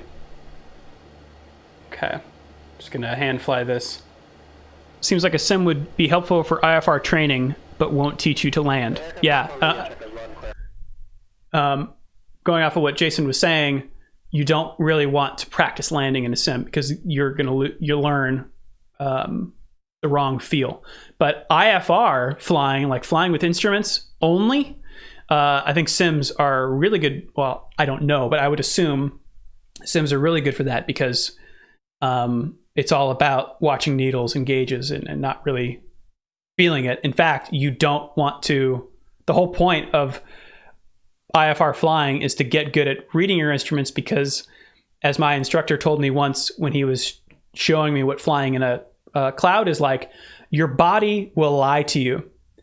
Because you have no visual reference, your body will think that you're falling when you're not, or that you are turning when you're going straight. Your eyes and your ears and your inner ear and all that stuff just kind of freaks out, and you can't trust it. You have to trust your instruments. Spatial disorientation is a real killer. Getting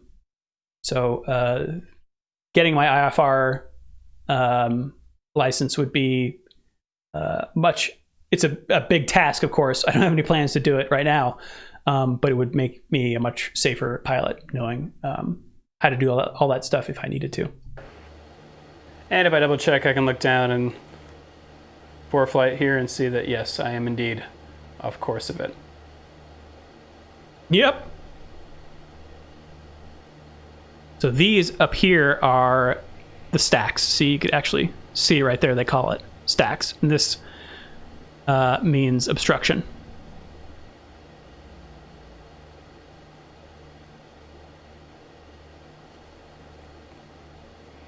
But from the stacks to my next checkpoint, it's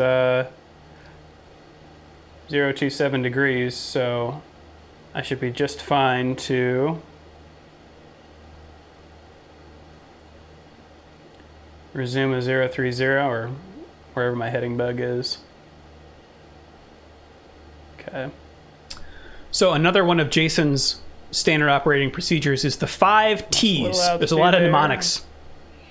The 5 T's are turn, time, twist, throttle, and talk.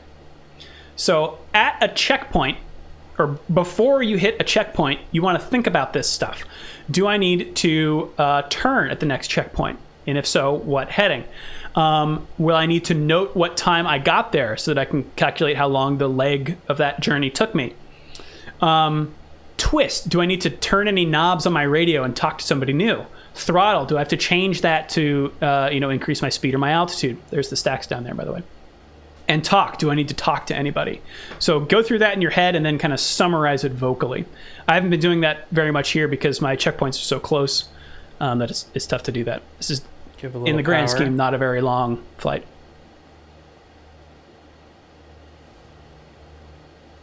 Okay, there's the stacks.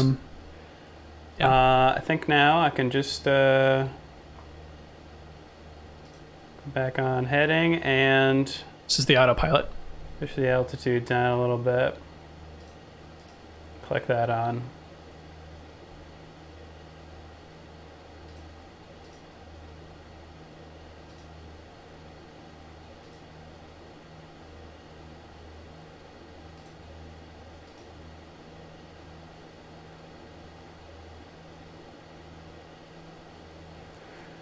All right. So another flow check. Fuel. Power. Land. Yep. Yep. So it's good to do these checks, of course, but you don't want to have your head too much down in the instruments. You want to be able to know what's happening around you.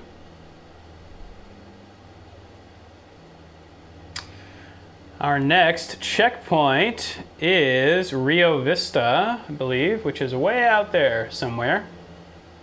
It's an airport. Another thing that I'll be doing here is the 5 A's. So ATIS, altimeter, approach briefing, avionics, and airplane. This is something that you need to do before you land. Or it's a one of these standard operating procedures. You're not legally required to do it, but it's good. And you can kind of do them piecemeal along the flight. So ATIS, you can get the weather from the airport if you're close enough. I know NorCal might have me tuned to Travis, and I believe that's 119.5. Ground November So- 923 Whiskey Echo, looking for contact. Yeah, because I've flown this before, I know that NorCal might hand me to, because they only have a certain zone of geography that they control. And so I might be entering into Travis Air Force Base's zone of control. Flagstaff ground. Clear to the Ontario Airport, the Flagstaff 1 departure to Oates and is filed. Obvious fit, except maintain 1 tree south. Departure frequency 133.57, Squawk 6114. Okay. 3 Whiskey Echo, Flagstaff 1. That's 5, can't be the city, except maintain 3000. So what am I checking here? 7 Squawk 6114. Oates 923 Whiskey Echo, Right. is that correct? So I just dialed in so- 125.5. The SAC ATIS Yeah. is 125.5. See if we're in range here. So over there, Not I'm in turning range, on so we'll wait. on COM that. 2, But meaning that I'm turning on the second communication radio down here, so that if I was in range of the ATIS broadcast, I would pick it up there. the But I'm not. SAC tower is 119.5. So I'm not going to call them. I'm just Whoops. Nope. dialing it in there So that'll be our next one. so that it's presumably. ready. Squawk 7310 Golf, contact NorCal approach 127.4. 127.4, Cessna 7310 Golf. That's the handoff. So now I'm talking to somebody new. And you'll notice all these controllers sound the same. It's because it's the same guy. It's Pilot Edge. November 1271. You know, the one guy is doing the workload of a lot of different zones. In real life, they'd be different people. Tri-Cities Airport.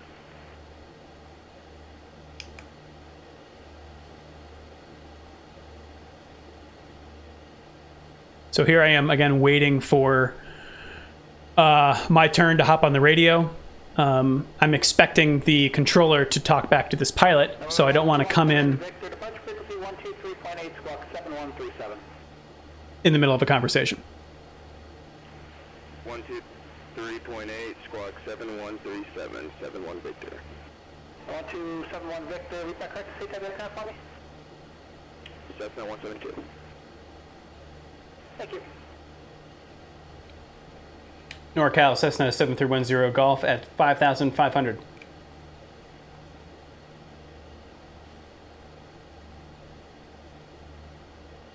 So 7310 Golf, NorCal approach, the executive altimeter 2983.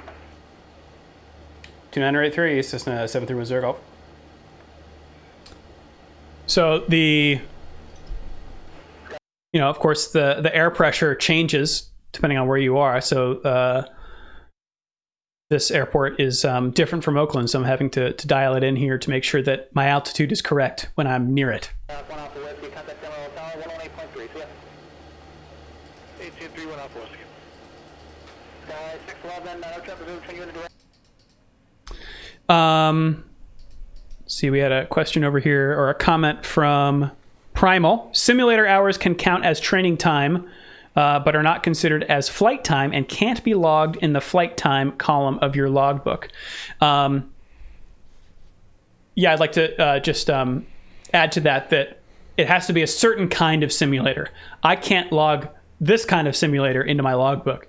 Okay, but so during my training at my flight school, they actually do have a simulator set up there that runs approved sim software that I can actually log in my logbook. I think the gold standard now for that stuff is made by a company called, is it Redbird? I think it's Redbird. It's Red something. Yeah, and so flight schools will have those. still look like we're on course here because we're flying over some windmills. And is that Rio Vista? Airports can be hard to see from the air. One Alpha Whiskey, Emerald Tower. The window 10010. Did you just want to make the straight into 22? Yes, sir. One Alpha Whiskey, runway 22, quick land. Haunted Snake asks, how would the controllers typically react were you to accidentally interrupt an ongoing transmission? They would just ignore you. Or if you kept doing it, they would tell you to stop.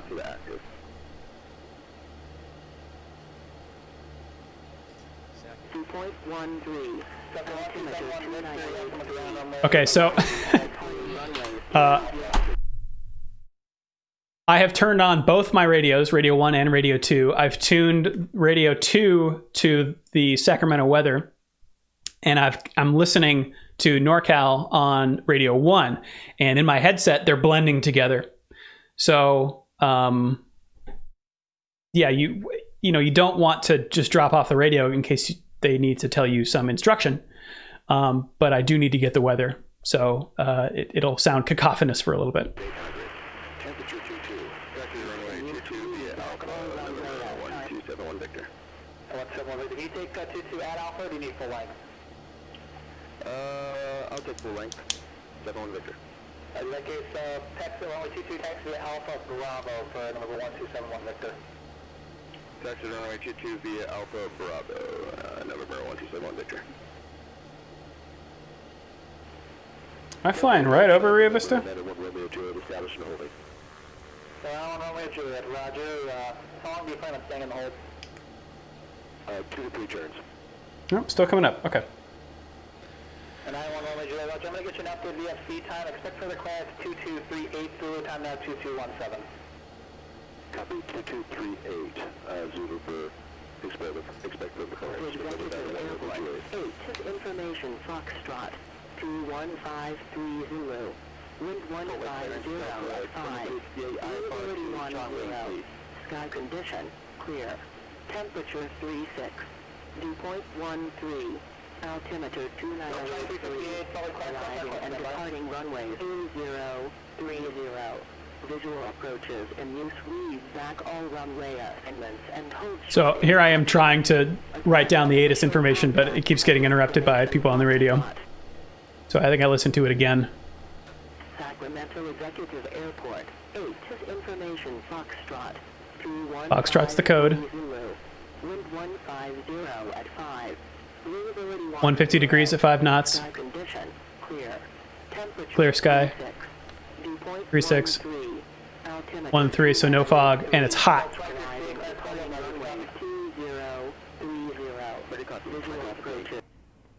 It's good to know that the air temperature is hot because that means that the air density is low.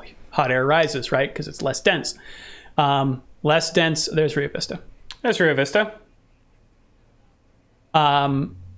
Less dense air means that your plane will control a little differently because there's less air going over your control surfaces. Our next there's less air going into your engine. Will be those antennas way out there. Those are my next checkpoints. 5 and 230 knots and still advised. 2358. Delta 2358, Squawk 5335. 5335. And the runways in use here, Delta 2358, read that correct. 20 and 30. We're probably going to be given 30. So I'm saying that I'm assuming that when I talk to the tower at this airport, they are going to give me runway 30. And I'm assuming that because the wind is coming from 150. So that's what?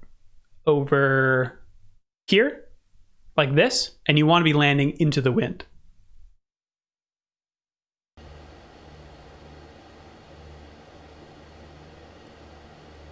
It can be really tricky for me at least, to visualize in my head what the approach is going to be. This is pretty straightforward because I'm coming from, roughly this area, so I'll be able to just fly right in. But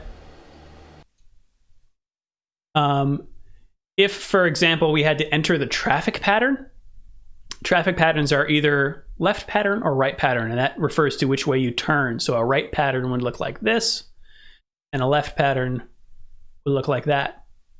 And each runway has its own traffic pattern. And if you are entering the traffic pattern, a lot of the times you come in at like 45 degrees. And so if you're coming on an airport that you've never been to before, it can be tricky to visualize 3D space in your head and say like, okay, I want to land like this, and it's this pattern, so where do I need to come in on? That's the kind of stuff that I think a simulator can really help, and just like pre-preparation can really help with.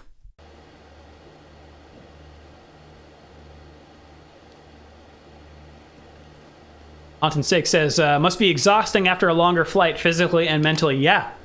It's So as soon as we hit those antennas, then we're going to make our turn and start our descent. It reminds me of taking language classes. Like, that's the kind of mental saturation that happens. Probably mostly because I'm still a low-time pilot. But yeah, you're kind of drained at the end of a flight. Yeah, they are. Brian asks, why land into the wind? Because it's just giving you a bonus, basically, of wind that's slowing you down, and it's just more wind over your control surfaces, which will make you easier to control. If you've got a tailwind and you're trying to land, you're going to take a lot longer of a distance to land.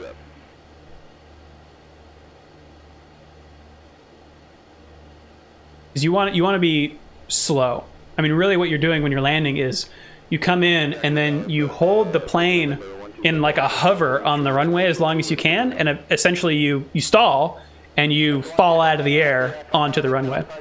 Runway 27, clear for takeoff, wind 1004. Cleared for takeoff, runway 22, November 1271, Victor. Andrew M asking, what does 150 correspond to? Is it degrees or some other measure? It's degrees on a compass, so 0 to 360. We don't actually turn. Telling off whiskey, get it in, we'll go straight out into the hangars here. 7, 6. So this is cool. You can actually measure distances using 2 fingers on ForeFlight. Okay. I won't And you turn. can actually- I will just start the descent and call the tower. You can also tell the compass heading. You can see 347 degrees there, and this bracket is 10 nautical miles. So this is, I think I'm measuring here when I'm going to call Sacramento, and this is where I screw up on the radio in a few minutes here. So The tower. the tower. The antennas, and we're almost there. Turn time. Destination ATIS is 125.5. That's ForeFlight telling me that. I got it already. Thanks, ForeFlight. Make sure it's current. Foxtrot. Yep.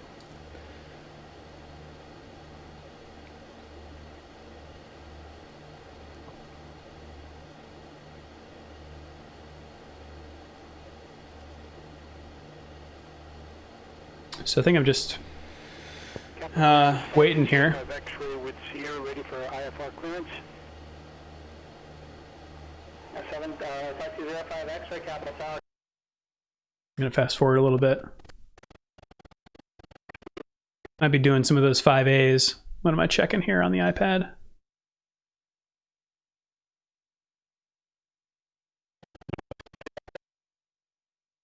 Tuning some radios, getting ready for, yeah, the tower. 119.5 is going to be my tower.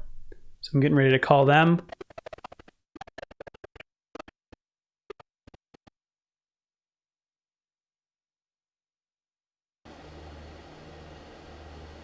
Okay. We're beam 1 antenna. We're going to go next in for descent. Power as desired. So yeah, getting set for descending. I'm going to turn that Because I hit autopilot my off. checkpoint, which was Start to descent. Fuel some selector antennas. valve on both. It is. Engine gauges. Yeah, we're good. Lights and pitot, we're good. Seats and seat belts fastened. Okay, descent checklist complete. We're going to descend down to, let's call it 2,000 feet. Skyhawk 1271 Victor, contact shaft departure. Contact departure, 71 Victor. At a nice Maybe not the best altitude, 500 but- feet per minute descent. Get down to 2,000 feet. What we're looking for is I-5, which I think is right out there. And then that'll mean we'll turn to the north. Departure, Cessna November 1271 Victor at 3,500, 46. yeah, because this is I-5 here, and you can see as soon as I cross it, I turn, and that leads me right into KSAC. Roger, 71 Victor.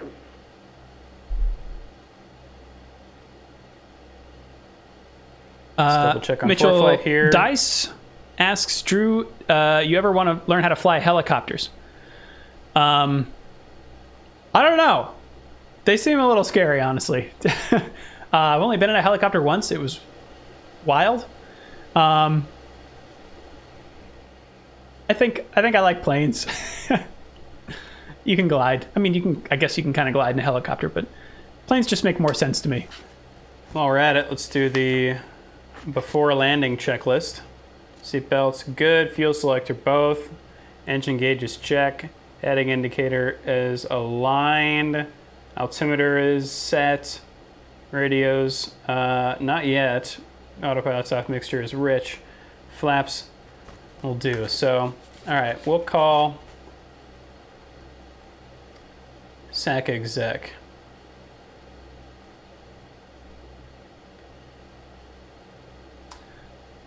So I think this is where I screw up. Yep, just wait until we cross an I-5. And I think that's it right now. So I'm turning.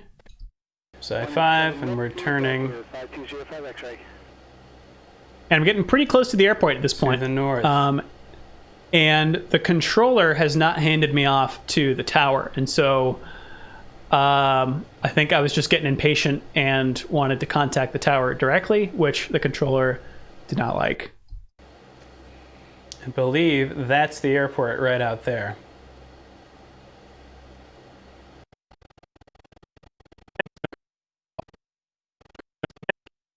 Okay, let's give them a call. Yeah, so I tuned to the tower frequency. And here we go. Watch me get yelled at. SAC exec, Cessna 7310 Golf, 10 miles south of the field at 3,000 feet, inbound with Foxtrot for a full stop. 7310 Golf, Executive Tower. You are still talking to NorCal, sir. You can't change frequencies on your own. Contact NorCal approach.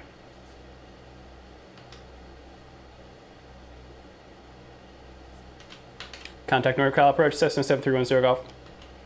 NorCal approach, Cessna 7310 Golf, 10 miles south of SAC exec airport at 2,800 feet, inbound with Foxtrot. Yes, sir, I know that. U.S. flight following. Established with me already.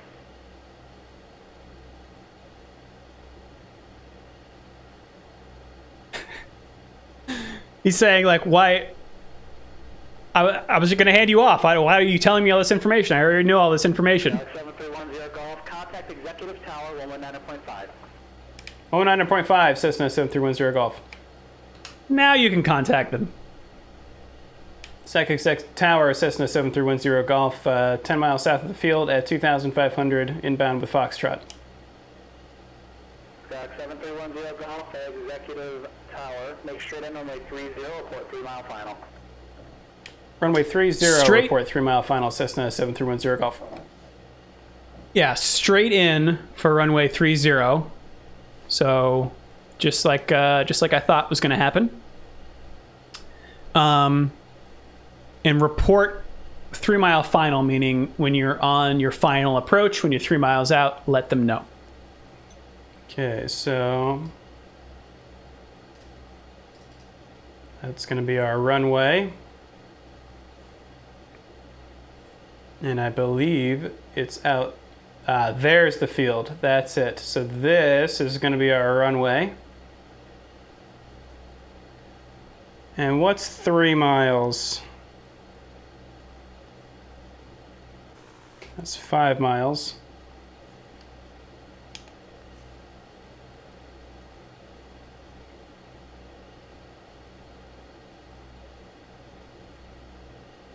Okay. I'm still not very good at estimating distances in the air. It's tough.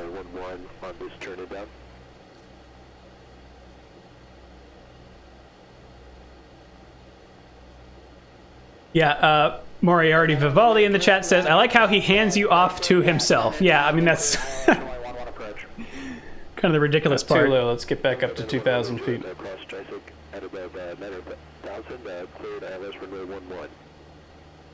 So, all this radio chatter, talking to the tower and stuff, there are a lot of airports that don't have towers. So when you are landing at one, instead of talking to the tower, you're just broadcasting on a common frequency that everyone else, all other pilots are listening to, and letting everybody else know your intentions. So if you hear someone is landing on the same runway that you are, you want to listen pretty carefully to figure out where they are so you don't collide.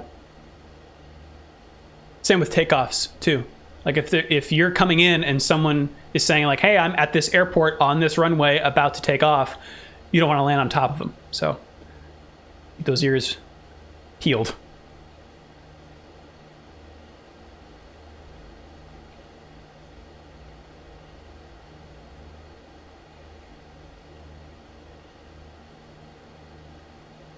I think that's 3 miles. I don't know. Pretty much. It doesn't have to be exact either. Like if it's 4, they Sec won't Exec care. Tower, Cessna 7310 Golf, 3 miles out. Sec Exec Tower, Cessna 7310 Golf, 3 miles out. I think I clicked the wrong button. 7310 Golf, runway 30, clear to land and wind 1605. Could land 30, Cessna 7310 Golf. So I could not have legally landed until he told me that I was cleared to land. So now I'm making the final turn. So when you are coming in, if the runway is like this and you're coming into it to then let's turn, descend this is here. called the base turn, and that's the final turn. Ready for departure, 17 left. Carb. Capital Tower. So I'm pulling out the carburetor there Gas, because undercarriage, that. mixture. Okay, hang on. Okay. Here's another mnemonic here. C-gumps. Carburetor, gas, undercarriage, mixture, power, props, pumps, seatbelts, security, switches. And you can tell I'm actually looking at a document over here because, again, these were not ingrained to me in my training.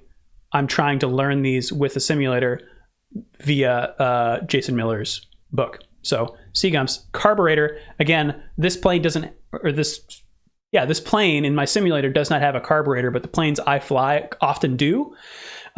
So I keep that in the checklist, and I pull out the pitch plunger on my throttle because that also doesn't do anything in this particular airplane.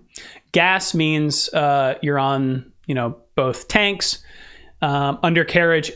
I have a fixed gear on this airplane. But if I had retractable landing gear, this would be the point to deploy it. Make sure my mixture is rich or set correctly. Power, same with the throttle.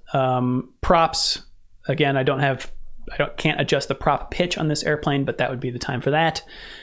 Fuel pumps if needed. Then seatbelts, security, making sure everything's all locked and loaded, and switches. So this would be the time to turn on my landing light and my taxi light and that kind of stuff.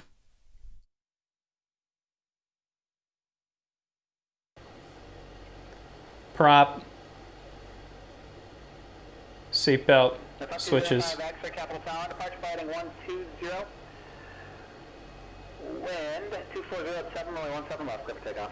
Power. Clear for takeoff, heading 120, 5205 X-ray.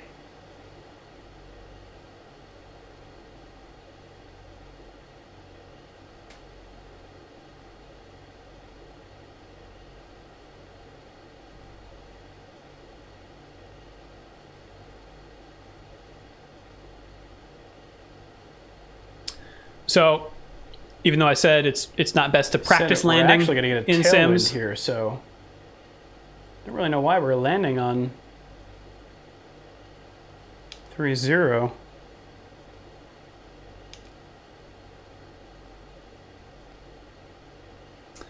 That's funny, yeah.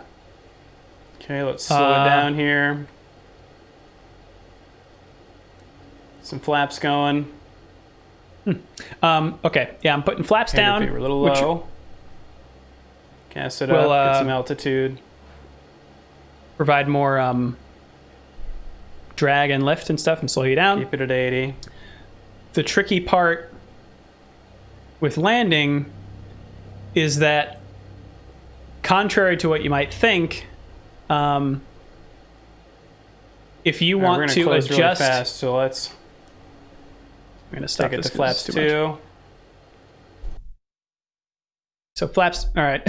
Flaps 2 means 20 degrees of flaps. Flaps 3 is 30 degrees, which I think is all this airplane has. There are other airplanes that have like 40 degrees of flaps.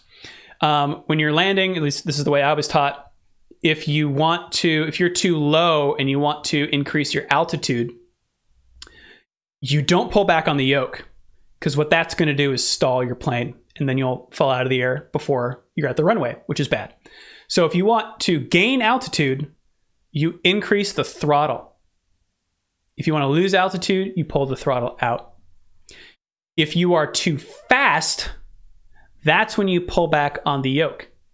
If you're too slow, you push forward on the yoke. That relationship was tough for me to wrap my head around initially. But what you're trying to do here is not only match a certain speed. So I want to land at 65 knots. That's what I want my airspeed to be when I'm over the runway. But when I'm on final approach here, I want it to be 75 knots. But I also want to make sure that I'm at the right altitude or at the right angle coming into the runway. And I can tell that sort of by sight, even though that's not really that reliable. But they're tough to see right now. But there are these 4 white or red lights to the left of the runway here called the VASI, or PAPI lights. They are, there are, each one of those 4 things is a red and a white light, and there are vents that are illuminated, or they allow the light to shine only at certain degrees. So if you are outside of 3 degrees of them,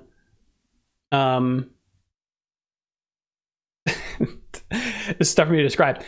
If you see 4 white lights, you're too high. If you see 4 red lights, you're too low. If you see 2 and 2, that means you're right on the glide path, 3 degrees. And they're not.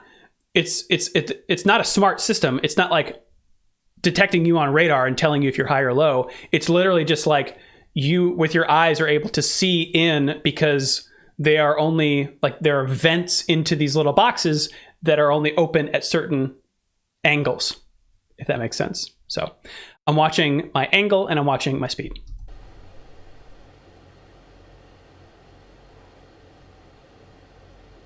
No 5205 X-ray, contact NorCal departure. To departure 5205 X-ray. More sophisticated planes will have an angle of attack indicator, but most little cheap planes, old planes, do not. So you can see maintaining 75 knots here. And I'm actually, according to these 4 white lights, I'm a little high.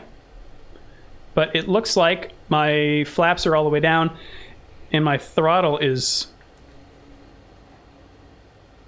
Still now my high. flaps are all the way down. So now I'm backing the throttle off all the way out to decrease Keep the altitude. speed at 70. X-ray, we just lost left engine. I'd like to go back to the South Cal Airport. You can hear this guy practicing an emergency. 5205 X-ray, roger. Are you declaring emergency, sir? Under control, but yeah. 5205 X-ray. 5205 X-ray, roger. Proceed to the north, and if you're in VFR conditions, the Sacramento Capital Airport is going to be at your 10 o'clock and 4 miles when you finish that turn. 5205 X-ray, we're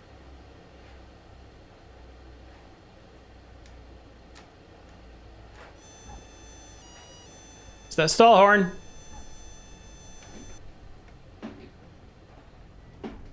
And we're down.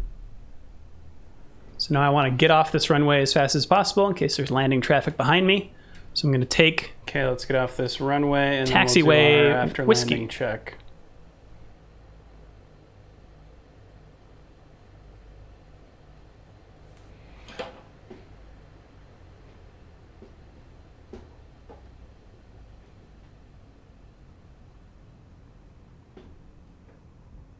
Once I'm clear of the runway, I stop and do that. 30. 4 flights still behind. You're a little late. Sorry, 4 flight. X-ray, do you have the Sacramento Airport inside? The Capital Airport inside naval banner left down to 17 left?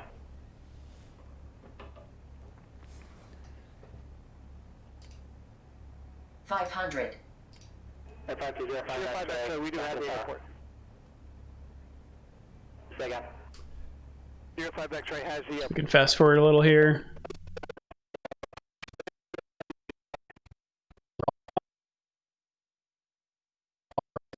Lights are all off. Well, no, I want to keep my taxi light on.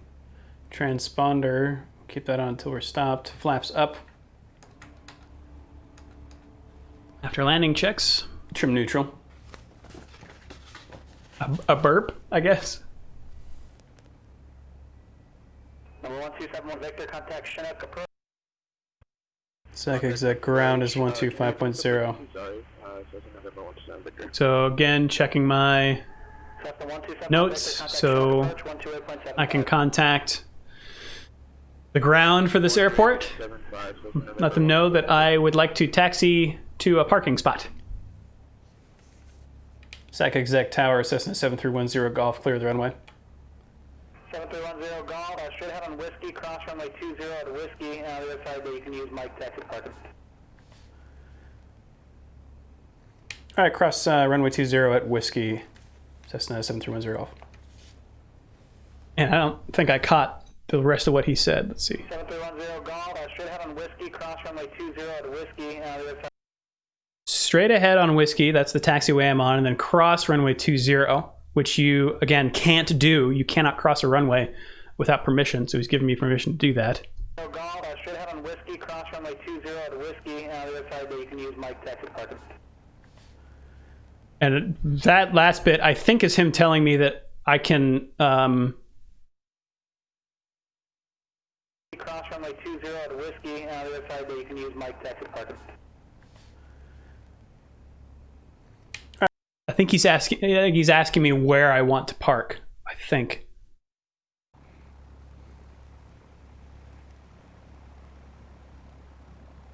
So we're here, we'll do this.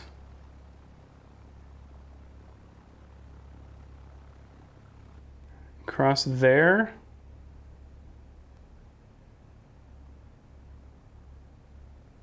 And watch out for that hot spot.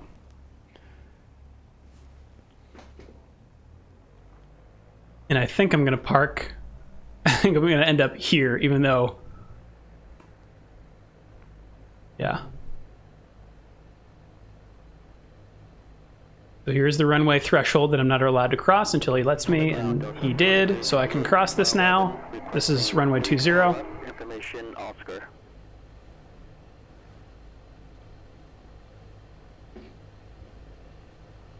Delta 2358, solid ground, runway 34 left, taxi via Echo Alpha. 34 left via Echo Alpha, Delta 2358. Chinook approach, Cessna November 1271, Victor 7500. Okay. Squawk 1271, Chinook approach, the Tri-City. Bottle ladder. Mags. 71 is Victor. Good. Throttle 1000. So that was, again, with the magnetos. When you're shutting down the engine, you actually turn the key off completely to see if the engine starts to wind down, and then you turn it back on. Because that's not the way you really want to turn the engine off, but you do want to make sure that when you do turn off the magnetos, that they will indeed turn off. So you're testing to make sure that your key works. Because if the magnetos stay on when you think you've shut down your engine, it could start again and hurt you. So that's why you do that. Avionics off. Lights off, except beacon. Mixture cutoff. And that's how you do shut down the engine. Pull the mix out. Ignition switch off. Master, sorry. And ignition off. Whew! And the fuel truck's here. Fantastic. Fill her up, boys. Oh. Guess I'll have to wait my turn. And we're done. That may seem like a lot, but it's not all there is to flying. Flying's a lot about feel, how hard you pull back on the yoke when you're landing, knowing where you are spatially in relation to the runway. Things like that are tough to replicate in a sim, and frankly, you wouldn't really want to. Trusting a sim to give you accurate feedback about the feel of an airplane is dangerous. You could learn some serious bad habits. But that's what training in a real aircraft is for. I'm no flight instructor, but I believe if you use a sim in tandem with real flight training, it can really help speed the whole process along. All right. There you have it. That's all the footage I had, and that's essentially what I had planned for that cloth map feature. Of course, condensed a little bit. Maybe cut out the part where I, chopped off my own propeller. I might have, redone the whole flight, but I think that's a pretty representative look at not only what it's like to, go end to end in a real flight, but like the sort of things that are good to emphasize in a simulator flight to help you become a better pilot. Again, I'm not a flight instructor, so take everything that I say with a load of salt. But if you are a pilot or an aspiring one, definitely check out Jason Miller's book, Setting the Standard. It's full of stuff that, frankly, they should teach in flying schools, or maybe even integrate into like FAA regulations. But a lot of that stuff is kind of just up to pilots. And so there are consequently a lot of fatal general aviation accidents. So it's really up to us as pilots to minimize that from happening. And I think, a process like this can really help. And it's so much cheaper than real flying. You don't have to pay for fuel, engine time, or anything. I do have a lot of peripherals here. Again, I've got the pedals, the yoke, the radio, the throttle, and track IR. But all of those combined are like a couple of flights, same cost. So, hope that gives everybody a little bit of an insight into flying and simulators and everything. And I think maybe I'll take a few more questions from the chat here. There are any.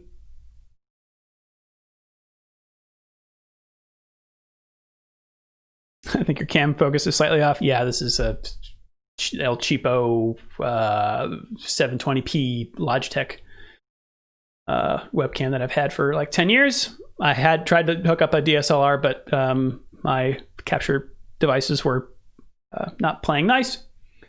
Please do another stream for Microsoft Flight Simulator 2020.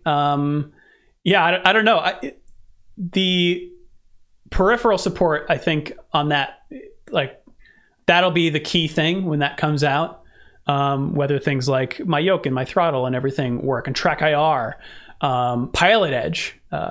You know, if it'd be amazing if all those things worked at launch. I don't think that they will. But from what I've seen, that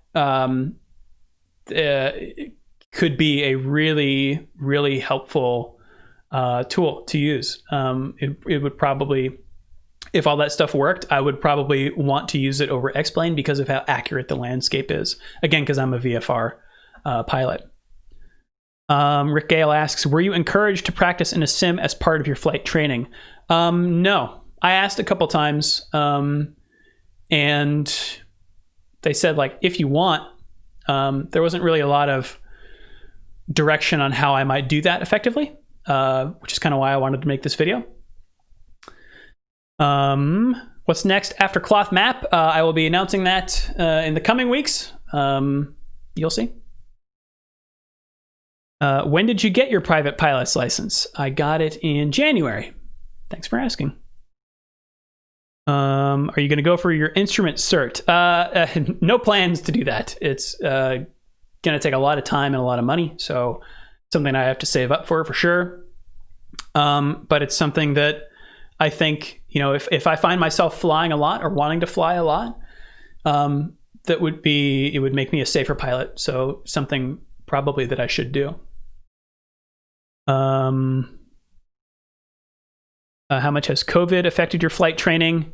Yeah, so I rent planes from a flight school, and they were closed for a lot of it. And I think they're kind of open now. I think they like dropped the keys in a lockbox or something. So that has made it tough. I haven't really been flying since February or so.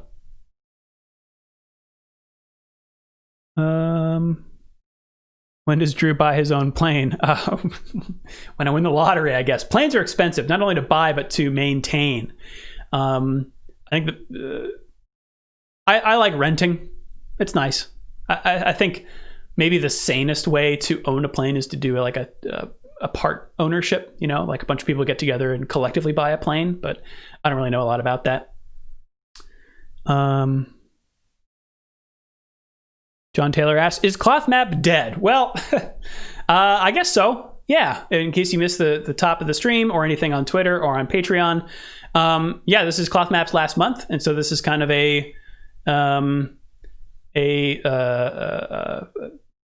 not a shortcut way to get this out, but kind of that. Yeah, it's a way to get the information contained in this feature that I wanted to get out without everybody waiting a whole long time, and without me having to cram it all in and make a bad video. I wanted to make something where I could actually talk about it and answer questions and stuff. So,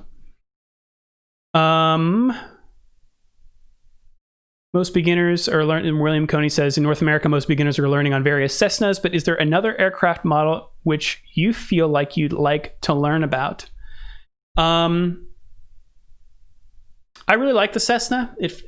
I haven't actually flown any other kind, so I guess I don't really know, but it feels very safe and stable to me. Although I think it's the Cirrus SR-22, those look like real fancy, nice planes. So I think that'd be fun to fly in.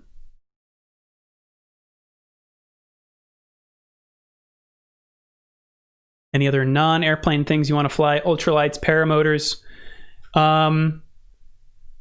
It's funny. I feel like even though there are a lot of risks associated with flying small planes, they seem like they're least risky to me. You know, whether you look at helicopters or ultralights, things like that. Yeah, I don't know. Maybe one of those, basically like a giant fan on the back of a parachute might be kind of fun. I don't know. That seems kind of scary to me, but also kind of thrilling. Do you have to announce your flight plans beforehand, or do you just get in and figure things out with the tower / air control? So if you have you can just get up there and say, I'm taking off flying this direction and go. Or, you know, even at an untowered airport, I don't even think you have to say that much. But it's good practice to file a flight plan, even if you're not flying with instruments, and let people know where you're going, because if you don't arrive there, they'll know to send the search party out.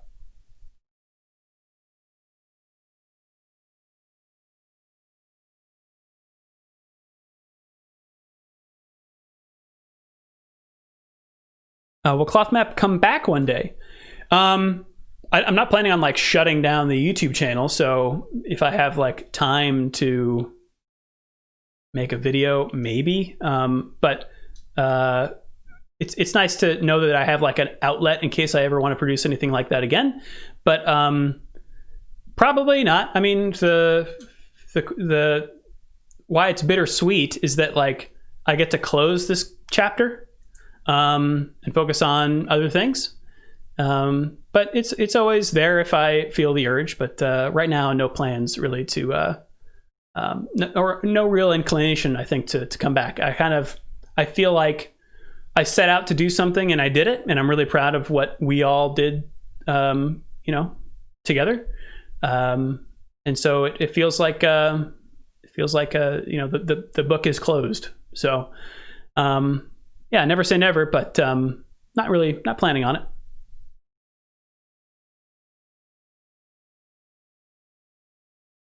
Yeah, Daniel says it's not dead. There's just not going to be new videos. Yeah, good way of looking at it. Those videos will live on.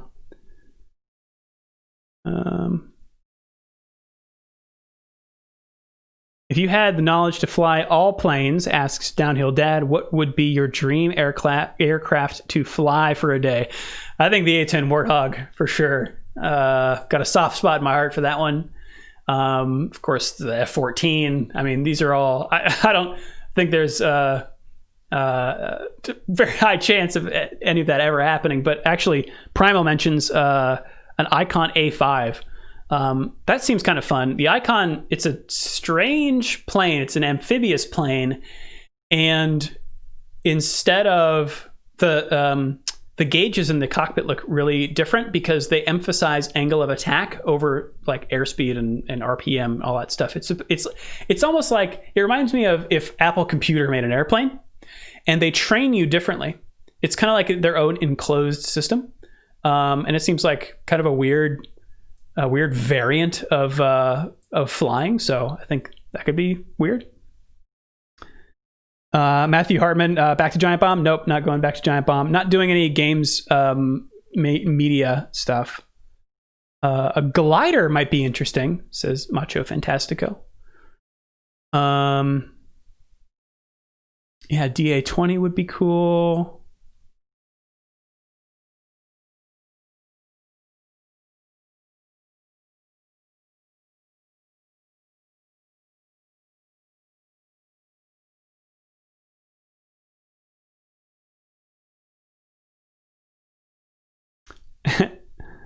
Era says, Drew, try the A10C in DCS World. It's amazing and the closest thing to in real life. I have played that, and it is fantastic.